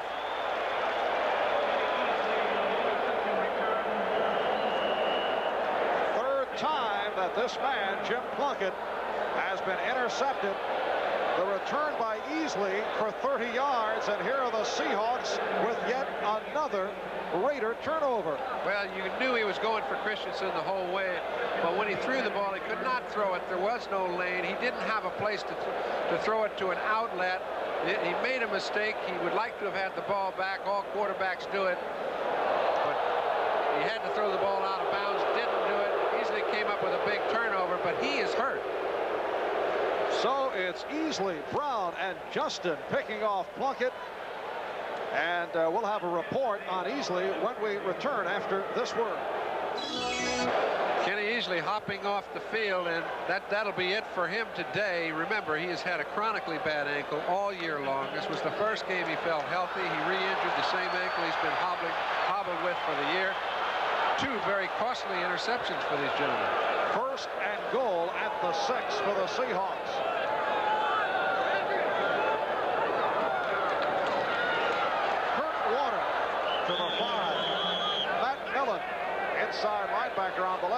the stop. Now for an update, let's go to NFL 83 in New York. Thanks, Marv. In Denver, it's Rick Parris for the Broncos. He takes it over. They lead Cincinnati 17-10. And Marv, make the World Series score now 4-0 Baltimore. Eddie Murray's hit another homer. Back to you, Marv. Thank you, Len. Seattle has overtaken the LA Raiders in a weird ball game when you consider the way Jim Zorn has been going. He's still minus yardage. I know. It doesn't matter much when you've got 48 others that are having a good day. Second and goal. Lots of time. Oh, he tried to drill it right through, and Neely had it picked off by Mike Davis. Paul Johns, number 85, the intended receiver. Mike Davis is a very, very sharp defensive safety.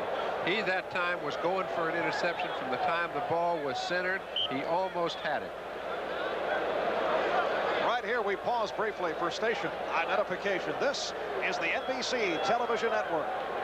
WMAQ-TV, Channel 5, Chicago. Marv Albert, John Brody from the Kingdom in Seattle, Washington. As you see, 8 minutes left, third quarter. It's been a wild third. Seahawks with 14 points already and lead it by the score of 21-17. A timeout has been called. A third down. Third and goal from the 5 is upcoming. We'll be right back. By the Raiders, they've committed 6 in all. Third and goal at the 5-yard line. Biggest play of the ball game. They have to get 7 points, or they're not going to be able to handle it. And Zorn in trouble, just throws it away. And the Raiders contending that there was no one in sight, but the intended receiver, Paul Johns, was dumped right at the goal line. The Raiders have played real good defense. If you take a look at it, after the first drive that the Seahawks put on them in the first quarter, you take a look at those stats, 2 for 12. They can be a little misleading, but when Zorn has not thrown the ball well, he's been high, he's been off base, there haven't been a lot of receivers open. Maybe it's because Largent is out, okay? But them having to settle for a field goal here will keep their lead to only 7 points, and the defense is totally dominating them. And it's a 23-yard attempt by Norm Johnson.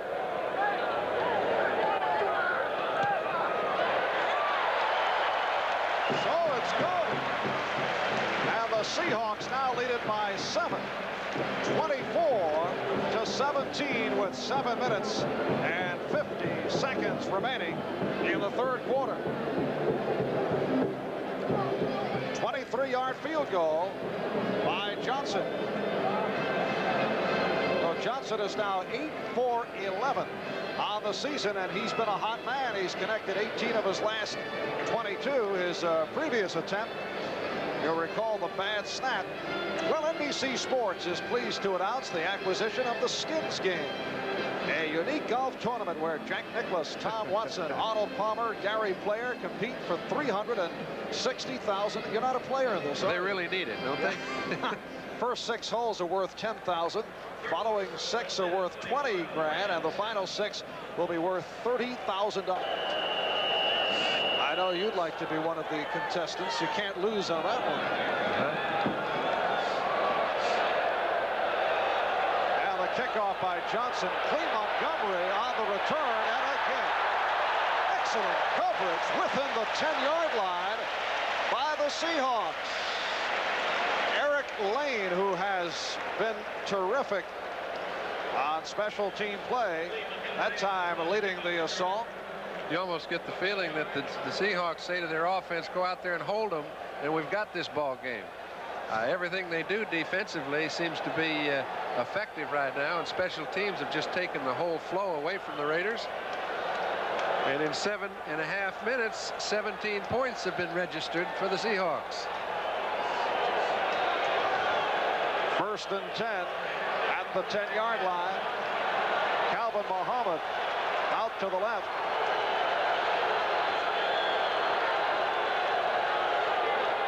That's Hawkins in motion. And Marcus Allen.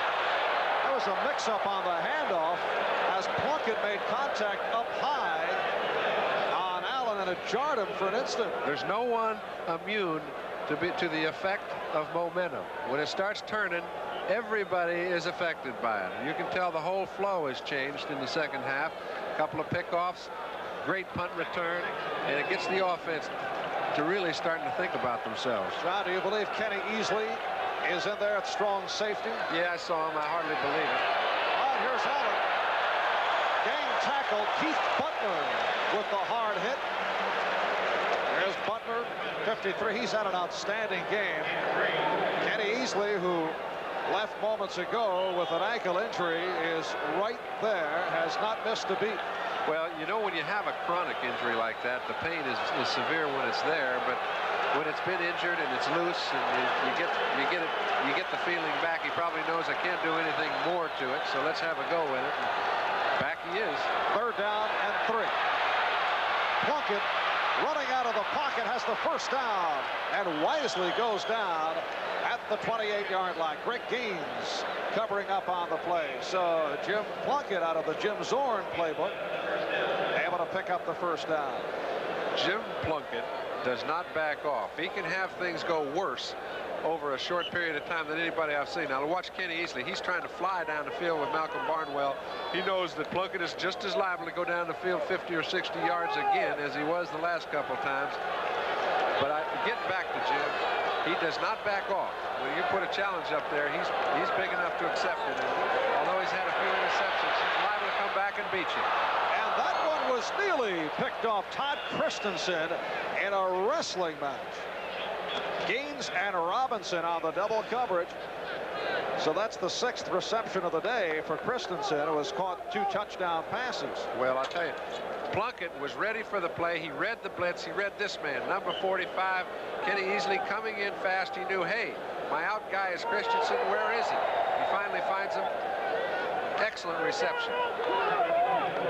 2nd down and 1 for the Raiders at their 37-yard line. Hawkins, the lone deep back. Allen lined up back behind the tight end. Little shovel move. Marcus Allen, first down. Shelton, Robinson, and Keith Butler combined on the stop. So the toss by Plunkett leading to the first down picked up by the Raiders out of the 49-yard line. I think that Plunkett not only throws the ball for longer receptions than anybody in the game, but also shorter. He can throw some of the shortest passes that are effective of anybody I've ever seen. That's because he spreads people out. His backs stand around the pile looking for piecemeal, and he gave them more. Plunkett looking for Dokie Williams and underthrows. Dokie Williams, the rookie from UCLA, who has terrific speed and can jump. Caught a touchdown last week, and he was going down the left sideline, but the pass was thrown short. 2nd down and 10 at the 49. This crowd is really alive. Capacity crowd at the Kingdome. Better than 65,000 on hand, and here's the wave.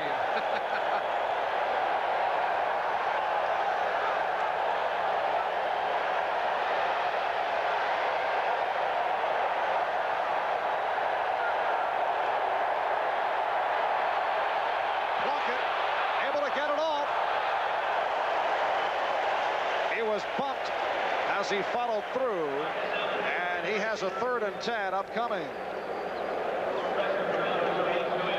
You know, if you take a look at Jim Plunkett, we mentioned earlier in the ball game, the more guys get hurt trying to hit him than he does when they make contact. Take a look at Plunkett. He's unorthodox. Both feet go all which way. He lets you throw him wherever you want. But I tell you, the man has some ability, and he just stays in there the whole ball game, and in his own little unorthodox way makes things happen. And the referee, Jim Tunney, helping Plunkett up. Well, Plunkett a solid 6'2", 215 pounds. And looking at a 3rd down and 10.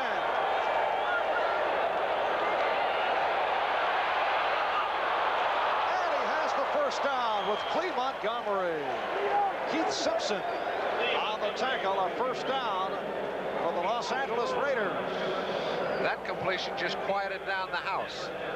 You take a man, we mentioned Plunkett, here's the deep secondary. He's trying to get to number 28, Clee Montgomery. The ball is thrown right on the break, thrown right where it has to be. Plunkett's thrown several interceptions, but he also has excellent timing in critical situations. Jim Plunkett is only 2 yards short of the 20,000 career mark. Jim Zorn was within that range, but he's lost yardage. And here's Allen looking to throw again. He couldn't find anyone, so he takes it himself and has a first down. Jeff Bryant able to race downfield, combining with Keith Butler to make the stop. A 17-yard pickup. He is so dangerous when he cocks that arm.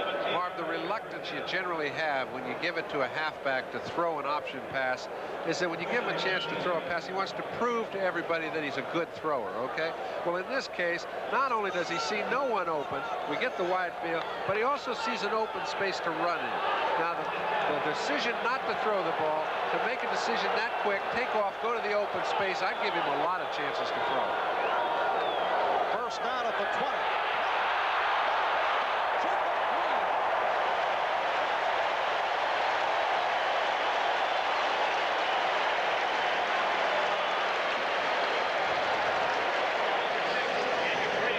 First real big play we've seen Jacob Green make. Just kind of split guard and tackle. Slipped up on Plunkett before he could let his receivers get into their pattern. And remember again, the Raiders, the whole philosophy, give your quarterback enough time to let your receivers get down the field. They didn't on that occasion, and that's the result. Second sack of the day for the Seahawks. First for Green. 2nd and 16. Pruitt with acceleration inside the 20-yard line. So Greg Pruitt running from scrimmage for the first time today. Manu Tuiasosopo on the stop, an 8-yard advance for Pruitt. You know, you'd have thought a guy like Greg Pruitt, who's been a great back for so long, you couldn't affect his confidence, all right? But he said that long run that he made 96 or 7 yards against Washington just kind of reconfirmed in his own mind that he still had it as a running back, and this is the first chance he's had to show it. There's Tuiasosopo, number 74. 3rd down and 7 at the Seattle 17. Plunkett fell down.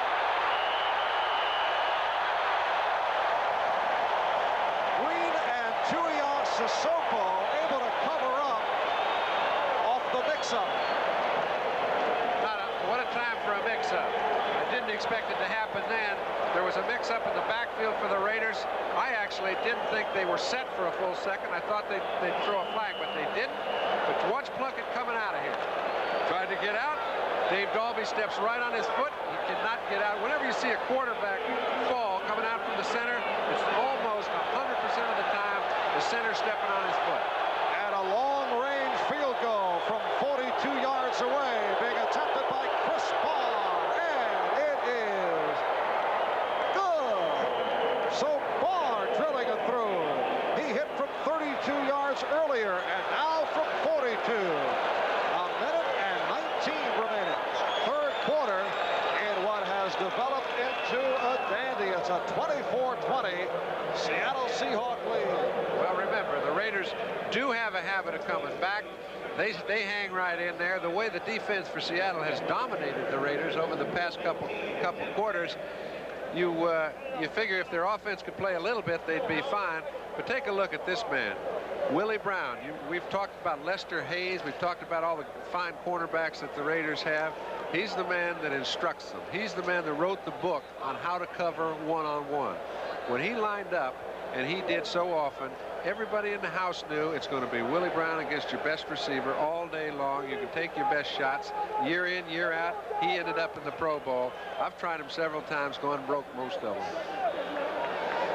Yes, you and Willie had a couple of interesting moments. Well, we'd line Gene Washington up against him every week, and they'd say fine, hi. And every time you'd beat him, he'd congratulate you. But it's generally the last time he spoke to you all day long. Very sincere congratulations, I'm sure.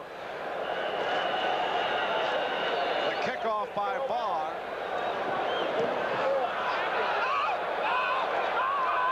David Hughes, penalty marker down, 15, and ran down across across the 20-yard line, but a flag thrown. Otis McKinney providing the coverage. And while we await the call, well, here it is against the Raiders. Check of the scoreboard. Dallas in a very unconventional ball game for the Cowboys this season. Way in front. Third quarter, Atlanta leads the LA Rams 21-14. Third quarter, Cincinnati and Denver involved in a good one, tied at 17 in the fourth. And the Giants and Kansas City even in the third. Offside, 38 on the kicking team. 5 yards, re-kick. So they'll do it again. Chester Willis, a member of the Raider kicking team, on the call. Well, Len Berman told you earlier of the Eddie Murray home run and the Orioles in front of the Phillies 5-0 in the fifth. Taking 3 in a row at Veterans Stadium is no small task. I'd say that's deserving it. Birds looking to wrap it in 5. A low kick by Barr. Zachary Dixon out to the 15. Oh, look out. And again a flag down. Zachary Dixon going across the field. That's thrown in the clipping area.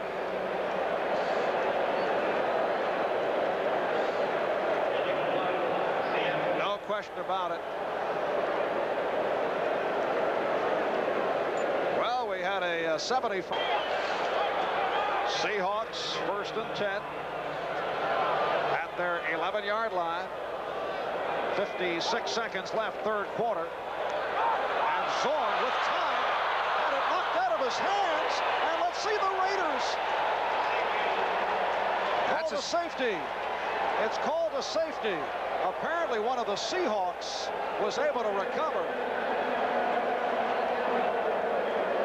Well, we've seen everything here this afternoon. Yeah, you got to take a look. We've been pretty tough on Zorn, but who can throw in this little vacuum?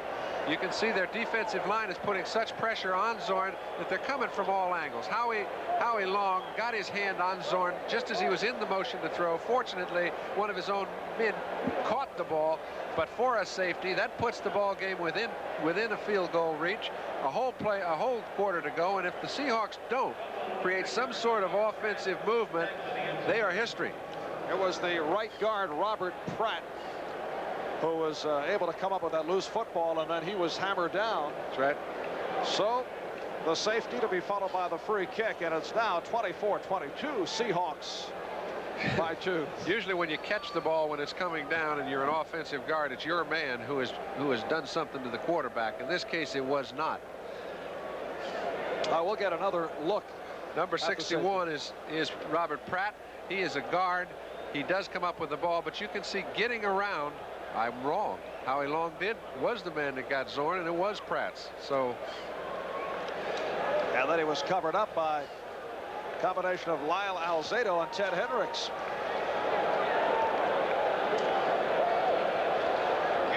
And here's the free kick upcoming by the punter, Jeff West.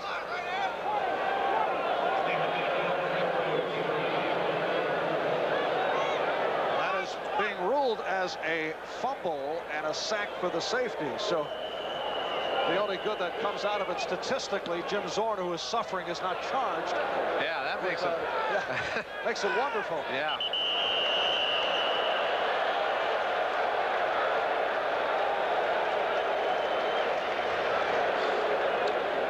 Raiders first down at their 28-yard line. They've been pretty fortunate, you know, throwing 60-yard interceptions on the exchanges, because they throw one for 60. Seattle picks it off, gets stopped short of a first down, and you can see Al Davis with Sam Berkovich, one of his longtime friends. Al is very concerned. He knows they've done all the things you're supposed to do to get a plus point on the scoreboard, and yet they're still 2 points behind. First down at the 28-yard line, 43 seconds remaining, third quarter. And Plunkett to throw, first down, and down he goes. sack of the day. Combination of Green and Schultz on the sack.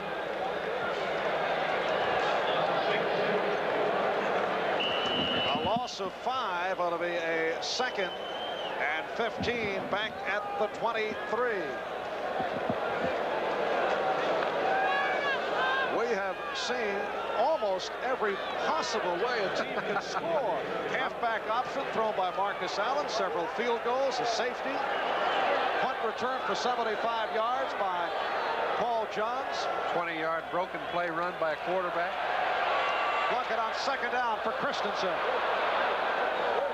And a good move after the catch as Christensen picks up the 1st down. Gregory Johnson, the extra defensive back, making the tackle as time has run out in this 3rd quarter, and Jim Plunkett has got over the 20,000 yardage mark for his career at the end of 3. 24-22, Seahawks by 2. We'll be back after these words from your local station. It's an NBC. Good luck. All right, hello to Maggie. As we get underway, 4th quarter, in what has been an entertaining game. Seahawks leading the Raiders 24-22. And a 1st down at the 40-yard line for the Raiders. That's Malcolm Barnwell in motion. Play action. And Plunkett dumps it off, a short pickup. Butler all over the receiver, Hawkins.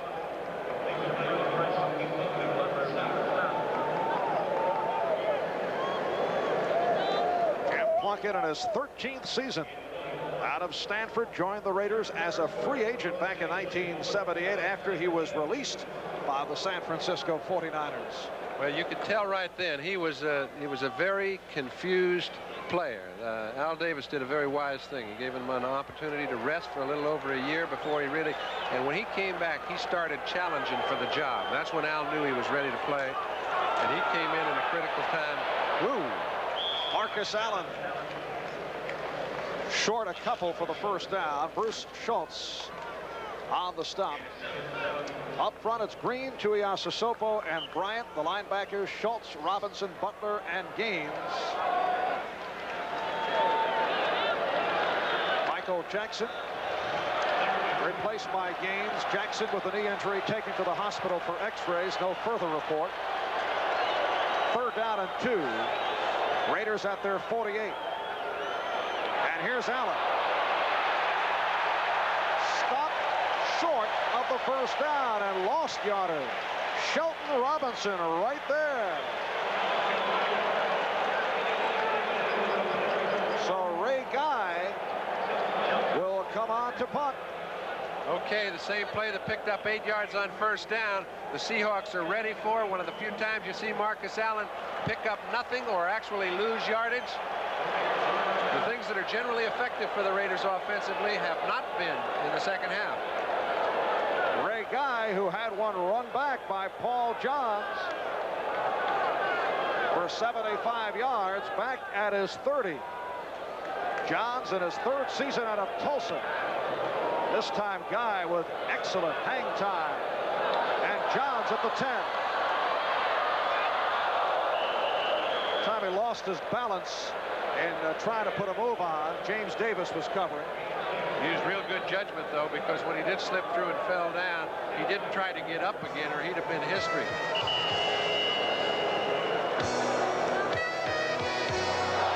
We'd like to give you a quick demo. A 1st down at the 14-yard line. And they work out of the eye. Kurt Warner. Short pickup. And the Raiders have handled Warner very well. Yeah, I guess it's not too long, but it's 7. You know what? I think it was 6 yards. Now, when you find a back that can scoot for 6, and you and I both thought he was stopped at the line of scrimmage, they're going to have to try him a little more often. On a 2nd down, well, they say 5 now. He's all right. 2nd down and 5 at the 19. And Warner tries the left side. Refusing to go down, Lyle Alzado. Able to follow up to the far side.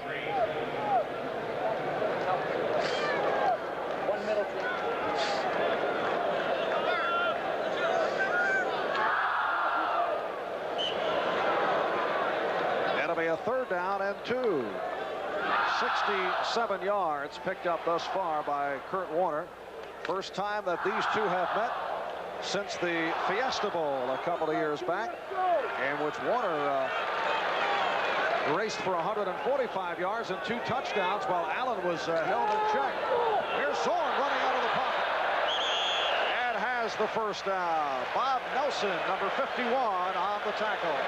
Well, what happens is you take a look at films and you see, hey, whenever we drop back, their inside linebackers turn their backs and try to get deep and go into their respective areas. When you see that in the film, that's a perfect play to execute against it. Take 3 steps back. As soon as they get moving, you come up where they left. It's almost a gimme, and a lot of teams don't have a quarterback like Zorn who can move that well to pick up the difference. And he's picked up 41 yards on the ground. First down. His air time's a little suspect, however. First down at the 25. And Zorn fires and completes. The tight end, Charlie Young, his first catch of the day. Mike Davis on the stop. First time they've aimed at him. Charlie Young had that big day last week, his best as a Seahawk, 7 receptions. I think you'll find that may be his best ever. Charlie Young has been an outstanding tight end. When he was younger, he had good speed.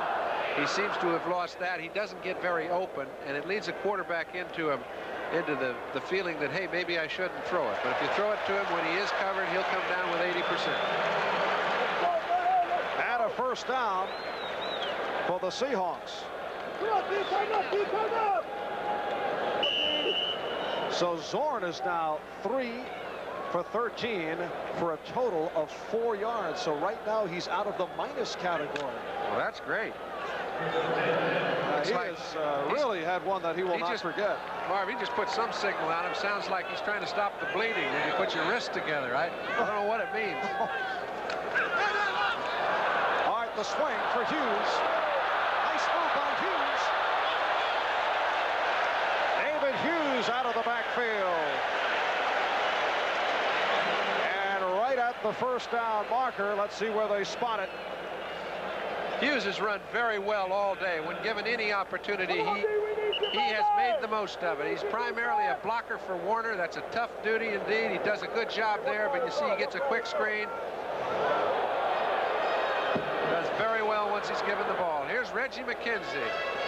Old veteran, still outstanding when he leads a screen. Picks up his man.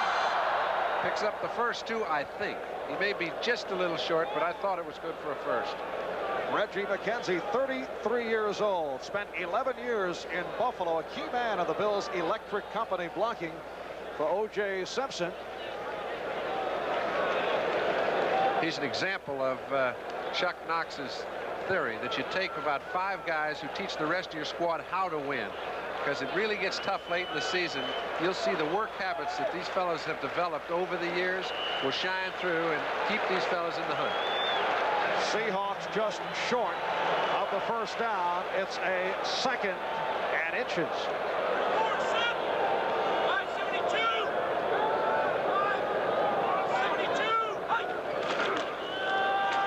Hughes for the first down.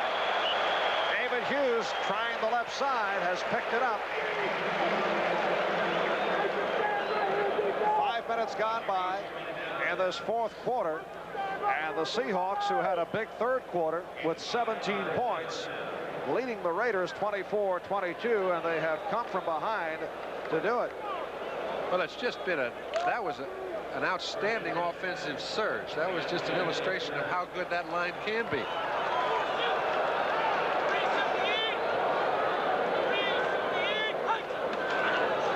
Here's Warner. Breaking tackles as he gets to the Raider 49-yard line. Now for an update, let's get back to NFL 83 in New York. All right, Hawks lead the Raiders 24-22. Raiders led at halftime 17-7. We have seen a bit of everything in terms of offense here today. Zorn able to get it away.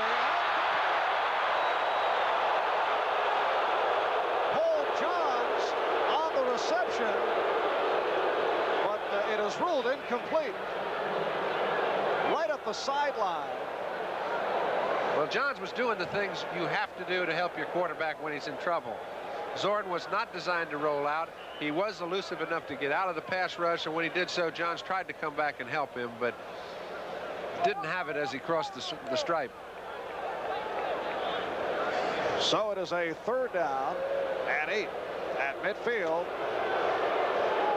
Fans booing the call, but he was out of bounds, out of the shotgun. Again, Zorn incomplete. Bill Piquel got a piece of it. Dan Dornick, the intended receiver. And that is it for the Seattle drive. There's the backup quarterback, Dave Krieg, number 17. Generally, I don't see any receivers that he could throw the ball to who are open. I don't know what it is, but Steve Largent is so adept at getting into open spaces. You're just accustomed to seeing a lot of space between the defender and the wide receiver. He's not in the ball game, and I haven't seen anybody picking up the slack. Jeff West back at his 36. And a beauty. Greg Pruitt lets it fly, and they'll bring it out to the 20-yard line. So the punting of West has kept Pruitt in check. And a timeout has been called with 8:31 remaining, 4th quarter. Down at the 20-yard line for the Los Angeles Raiders. Malcolm Barnwell out to the right side. Plunkett looking that way and has it. Let's see what the call is as Jeff Bryant picks it up and races in. And it's ruled a fumble recovery.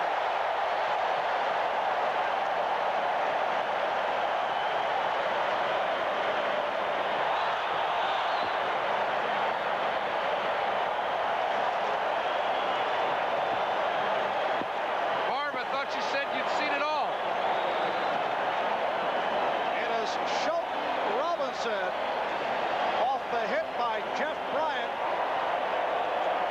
And again, a most unusual scoring play. That ought to just about capture every way you can do it.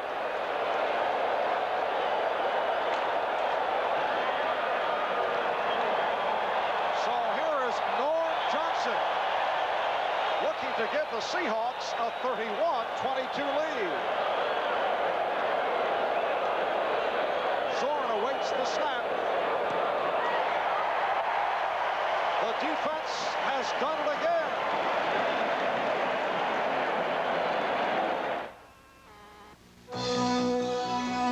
A starter at inside linebacker on the left. Off the recovery, the hit by Jeff Bryant.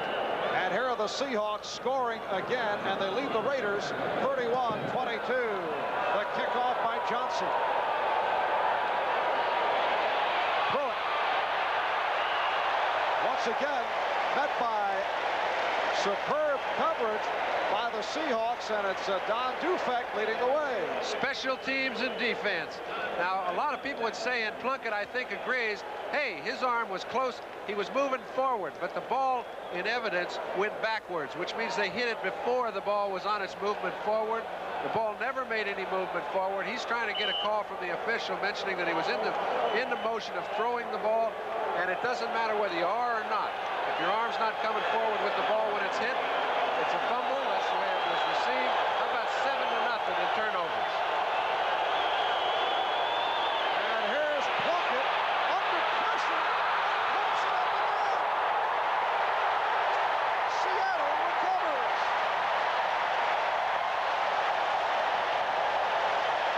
Jacob Green on the recovery.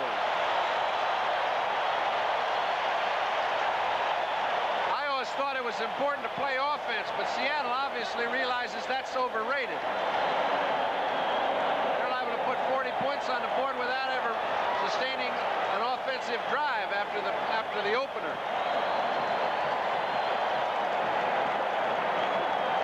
Plunkett has no options left. His offensive line has got to protect. He's got to let his receivers get down the field. Joe Nash is the first man to get a hold of Plunkett. Jacob Green picks up the fumble, and they've got it again inside the 10. 5 fumbles fumbles, 3 interceptions thrown by Plunkett for the 8 turnovers. And here is Zorn, 1st and goal at the 8. And the Raiders have to be asking, what is going on? Well, they're averaging 4.5 turnovers a game, and they came into this baby 5-1. They're too many turnovers is what's going on. 6th sack credited to Seattle. Dan Dornick picks up some short yardage. Ted Watts, Van McElroy combined on the tackle as we checked the scoreboard earlier today at Shea in New York. The Dolphins doing it to the Jets, 32-14. This isn't the only place turnovers were a factor. Look at Pittsburgh. They got 5 of Sipes, 5 of Richard Todd's. San Francisco with a late rally, walloping New Orleans. New England over San Diego, 37-21. Minnesota winning big over Houston. 31-17, Detroit beating Chicago. 2nd and goal at the 6. Nice change of direction, and Warner is in.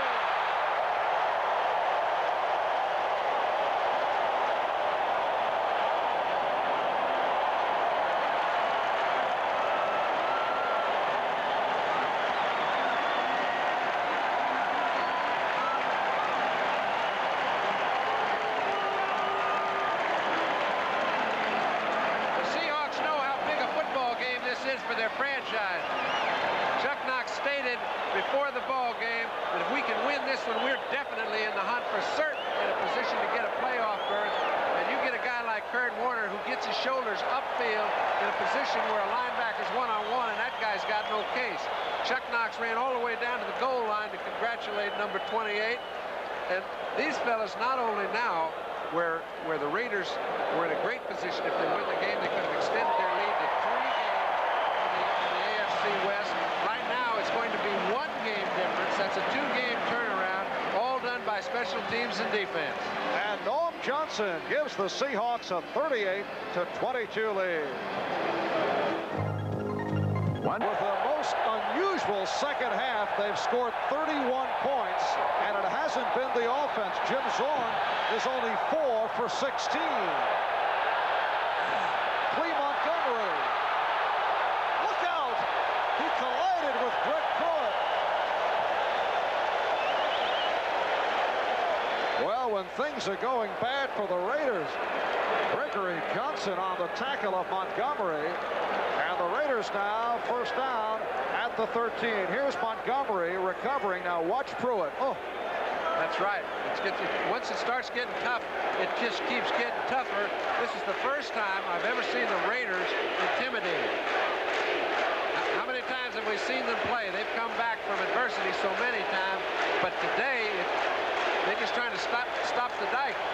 Well, the Seahawks have the Raiders just where they want them now. Here's Plunkett, and he gets it away. The catch by Dokie Williams, covered by Dave Brown. Let's go back to the scoreboard. Another final, St. Louis over Tampa Bay, 34-27. Buffalo defeating Baltimore earlier, 30-7. Dallas with a walkaway today on the Eagles, 37-7. Atlanta and the LA Rams are tied in the 4th at 21. 2nd down and 4. Plunkett. That's number 7. And this time it's Joe Nash, the backup nose tackle, 2nd-year man out of Boston College. Uh-oh, the action's getting a little heavy right now. Jacob Green came in a little late. I don't think he had to come in the way he did. The whistle had already blown. Joe Nash was responsible for the sack. He also was responsible for the touchdown that they made a little earlier. He's the man who's been getting there first quite a bit this afternoon.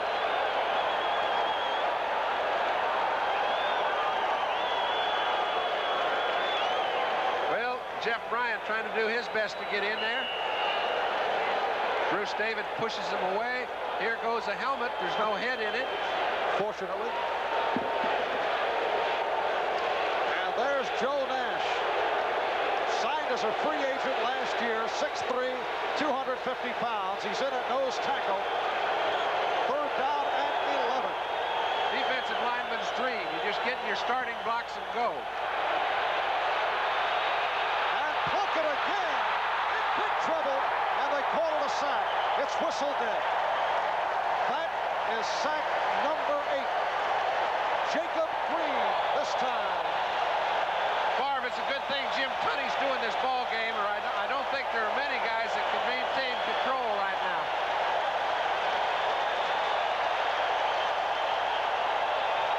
He has had a workout. Yeah, but I'll tell you, he sits there, he's seen it this way before. It takes a lot of man to stand up, keep your head up when you walk off the field. It'll go the other way, but not today. So 2 rough weeks for the Raiders, who barely got by Kansas City last week in a poor performance, and really taking it here from Seattle. And the punt by Guy. This is Johns. He saw the opening. Ball down at the 40-yard line. A penalty marker thrown. 51-yard punt by Guy, and a 13-yard return by Johns. Remember, these 2 teams play again in 2 weeks. You think it's getting a little heated right now? Wait till you get down there in the Coliseum in about 14 days and see if the heat doesn't rise a little. There's only 1 game difference. These are the 2 contenders in the AFC West. Apparently the flag was waved off. As we go back to the scoreboard, Denver leading Cincinnati 24-17. Seahawks have established a club record by coming up with their 8th sack. You know, they're playing great football, but isn't it funny how when people started the season, they said, hey, the best division is the AFC East. I'll tell you, the best division is the AFC West. It will be a race right down to the wire. Crowd cheering. Responding to the announcement that the Seahawks have established a new team record with the 8 sacks.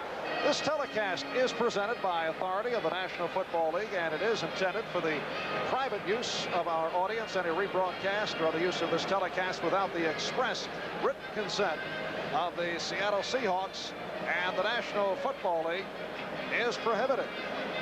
5:29 remaining in the 4th quarter. Here's Mark Wilson, the backup to Jim Plunkett, warming up. We might see a quarterback change. I'm sure we will. It's a pity change. It's, you know, you got to feel sorry for the man after a while. There's no chance to win the ball game with 5.5 minutes left, and they need 2 touchdowns and a field goal and don't have the ball. There's also another man that's come in for the first time all season, Cullen Bryant. He's replacing Kurt Warner, and it's not a bad time. So Cullen Bryant now in the Seattle backfield. There's Plunkett on the sideline. First down at the 40-yard line. And this is Bryant. Cullen Bryant in his 11th season out of Colorado. He played for Chuck Knox in Los Angeles with the Rams. He spent 10 years with the Rams. In fact, finished on the Rams' 6th on the all-time list in rushing.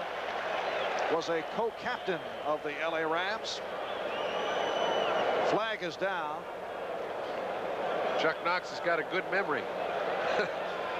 He remembered coaching him, and he's another one of those examples of character that he says, I just want these guys around me. They've given me an awful lot of service, and they're not through yet.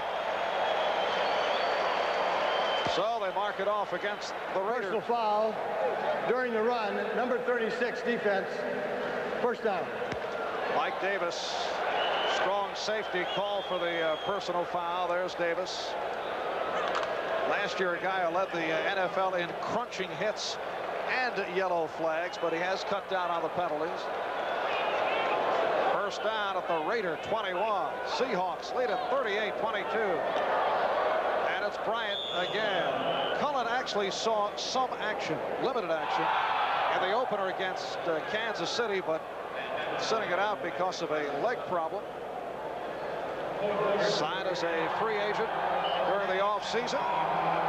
And as you say, Kurt Warner given a rest right here with just under 5 minutes remaining, 4th quarter. Warner with 75 yards, 22 carries, but averaging about 88. 2nd down and 8.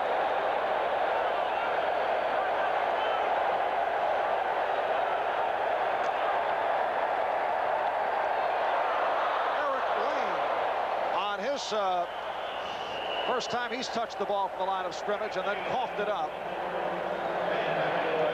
And again, a flare-up. Let's see. Looked like Van McElroy. Well, I tell you, you got so many bodies in there, and the ball's shooting around everywhere. McElroy was very alert, picked up the fumble, and that's the first turnover. And a little, too late. And Mark Wilson has come on at quarterback as the Raiders take over. So Eric Lane fumbles on his first carry. And here are the Raiders with Wilson in his 4th year out of Brigham Young, making his first appearance of the regular season. And going sideline overthrows intended for Malcolm Barnwell. Kerry Justin covering on the play.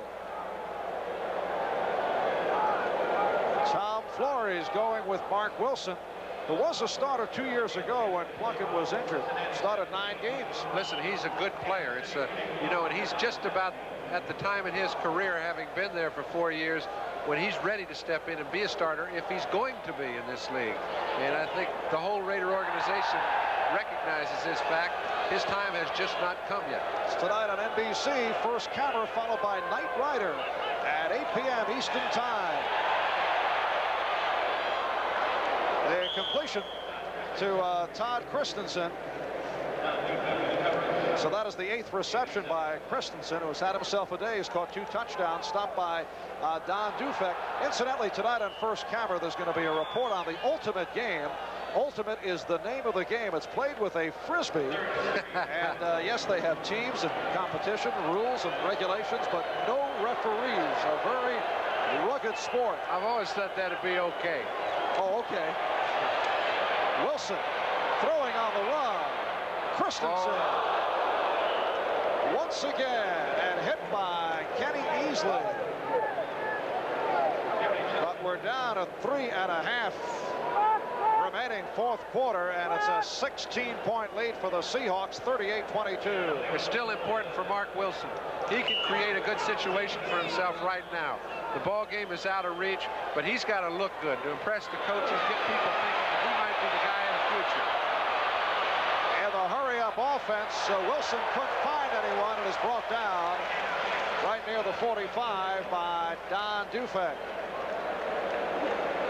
Right here, we pause briefly for station identification. This is the NBC Television Network. WMAQ-TV, Channel 5, Chicago. 2nd down and 4. Hawkins for the first down. I know a lot of people sit and say, well, wait a minute, why didn't they put Mark Wilson in there earlier if he's supposed to be so good? Well, it's not the Raiders' style. They put you in the lineup, you stay in the lineup. You either play your way in or play your way out. Now, remember, the Raiders are 5-1 with Plunkett. Their one loss is incredible with Jim at quarterback. This is a chance for him to get back in the hat ball.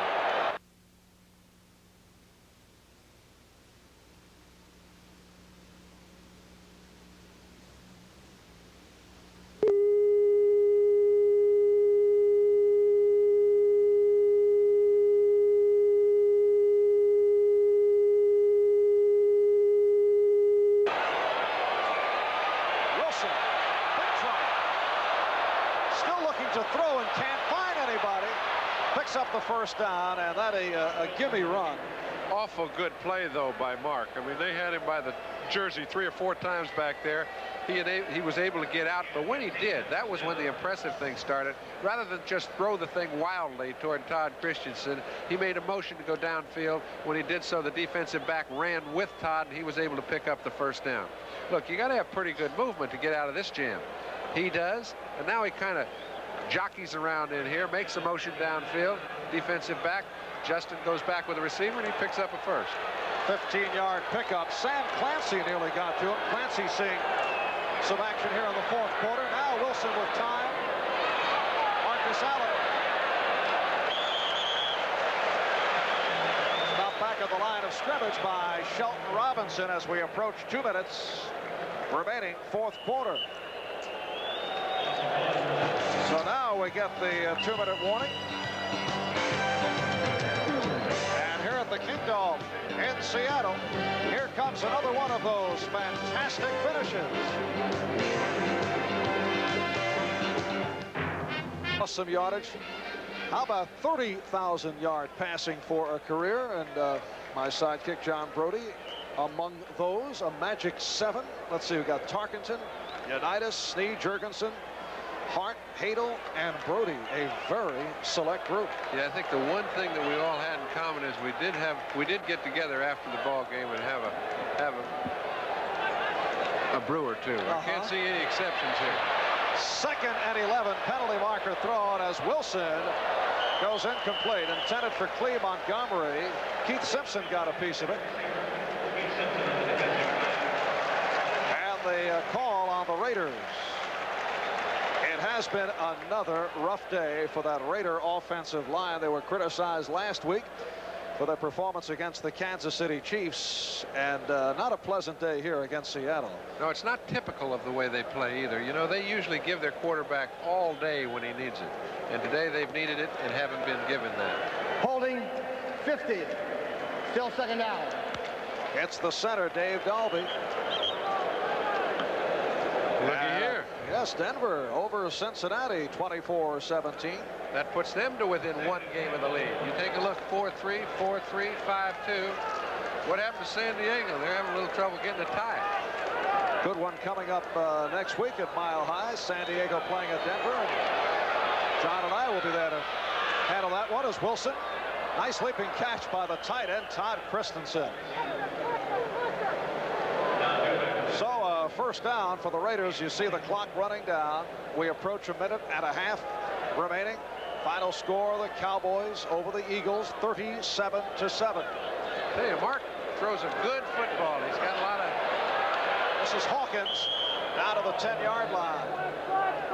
John Harris, the free safety, on the stop.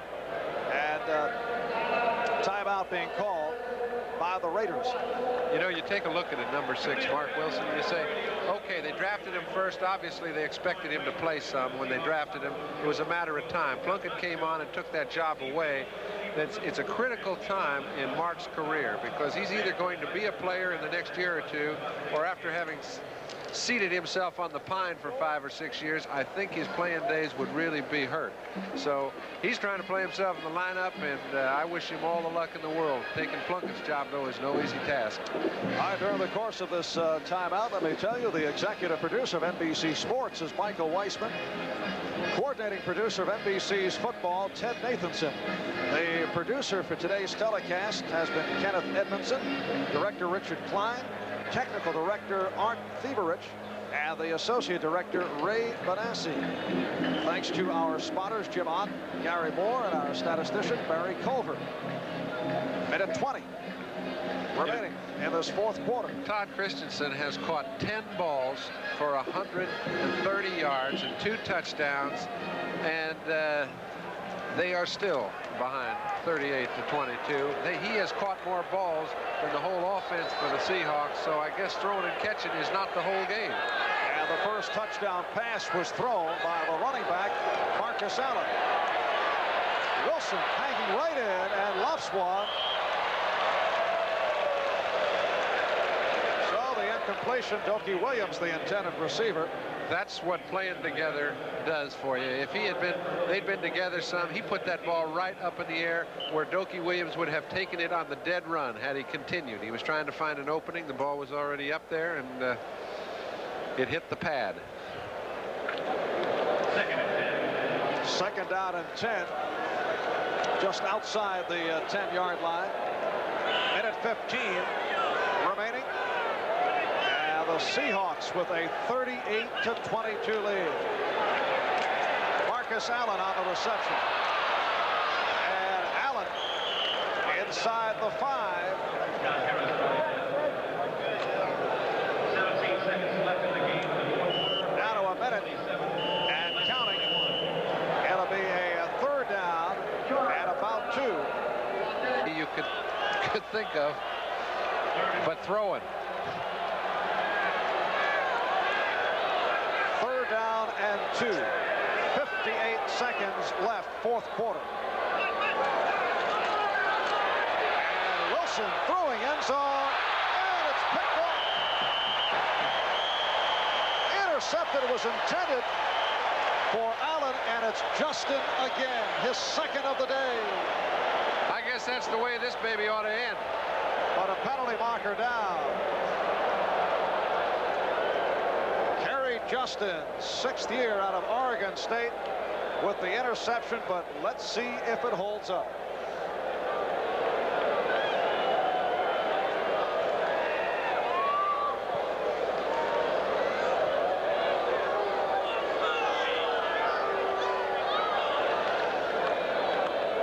Now they are marking it halfway. Holding defense. So it's against. Before the pass is thrown, half the distance of the goal line, 1st down. Against Keith Simpson, the left corner. So Raiders maintain possession, and it will be a 1st and goal from the 1 as they pick up the 1st down on that penalty. That's Hawkins in motion. And Wilson on the roll. Let's see. Touchdown. Touchdown it is. And a discussion over at the far side as Marcus Allen was able to make the reception inbound. So the Raiders now trail 38-28. You'll notice that the Raiders don't make a lot of substitutions no matter how they stand, whether the game is in the balance or not. They have 11 guys, and they generally keep them all out there, win, lose, or draw. That's why you see number 32 in the ball game at this time. And here is Chris Bond with 47 seconds remaining. And Barr puts it through. The Seahawks now lead at 38-29. Well, do you think you can predict the next play? Do you think it'll be an onside kick? Nice, John. Tell you what, masters of the obvious. Only 47 seconds remaining in this 4th quarter as the Raiders will line up looking for the onside. Kansas City running away from the Giants in the 2nd half to win it 38-17. There was a lot of that today. It seemed like a lot of teams just won ball games by dominating the other team. A few close ones, but not many.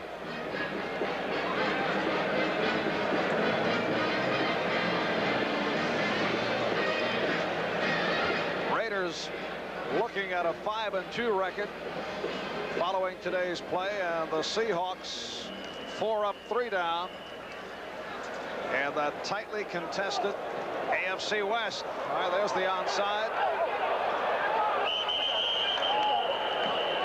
Raiders pointing one way, Seahawks the other. Raiders got it, I believe.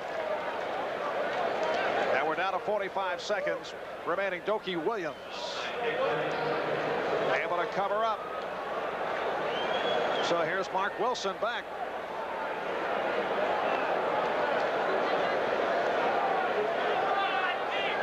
I've seen some goofy things happen in this game in my life, but I haven't seen anybody overcome a 16-point lead in 49 seconds. Now, if they do that, they've shown me something new. First down at the 45 for the Raiders. And Wilson looking to put it up. Doki Williams. Inside the 25. All right. Easily on the tackle. Clock running though. These Raiders guys have one timeout left. These guys right now wish they'd hustled a little bit more 2 minutes ago, because they'd have a little bit more time left. They still have a timeout. They've got to score on this play. And Wilson going end zone. He did. Christensen. Beautiful catch by Todd Christensen. Talk about fantastic finishes. We have 12 seconds remaining. Now they've got to really pull one out of their hat. They've got to make it. They have to get an onside kick, but they have to get one 25 yards down the field so they can kick a field goal, too. Todd Christensen with his third touchdown catch of the day. Let's take a look. Mark Wilson makes a beautiful throw right over the top of the linebacker in perfect sync, but Christensen has had an outstanding individual effort. 11 receptions, 3 touchdowns, 152 yards. I don't think I've seen many of those in a losing effort. 22-yard pass play. And now Barr with the point after attempt. He's got it. It is a 2-point Seahawk lead, 38-36. Well, you know, the Raiders were ahead by 15. All right, a couple weeks ago with just a little over 5 minutes to go. They got the ball with 7 minutes through a screen pass, I guess the Redskins did. We happened to do the game, and we had not said the game was over. This one appeared for all intents and purposes to be over with 6 or 7 minutes to play. And I think the Raiders had already given up, because had they not, they would have been a whole lot more quick getting up on the ball, out of the huddle, doing the things they'd have to do. They've still got one timeout left, however, but they're going to have to kick it down the field far enough so that when they recover any sort of onside kick, they can then kick a field goal. This is one of the strange games of the season. You know, I said, excuse me, Marv. You said I made a statement that they'd have to kick it far enough. I don't think they've got enough time to get a recovery. All right, they don't have to call timeout. Clock won't start till they get the ball in motion if they recover it. Then they can go and get down to about the 30, 35-yard line with one throw, call timeout. And so there is some chance. Let's see. All right, here's Chris Barr getting set.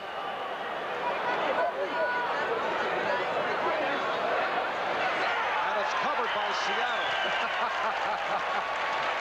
Very protectively. That's right. That took a second, 11 seconds remaining. And it's the big backup tight end, Pete Metzelaars, who is up as one of the short men on the recovery.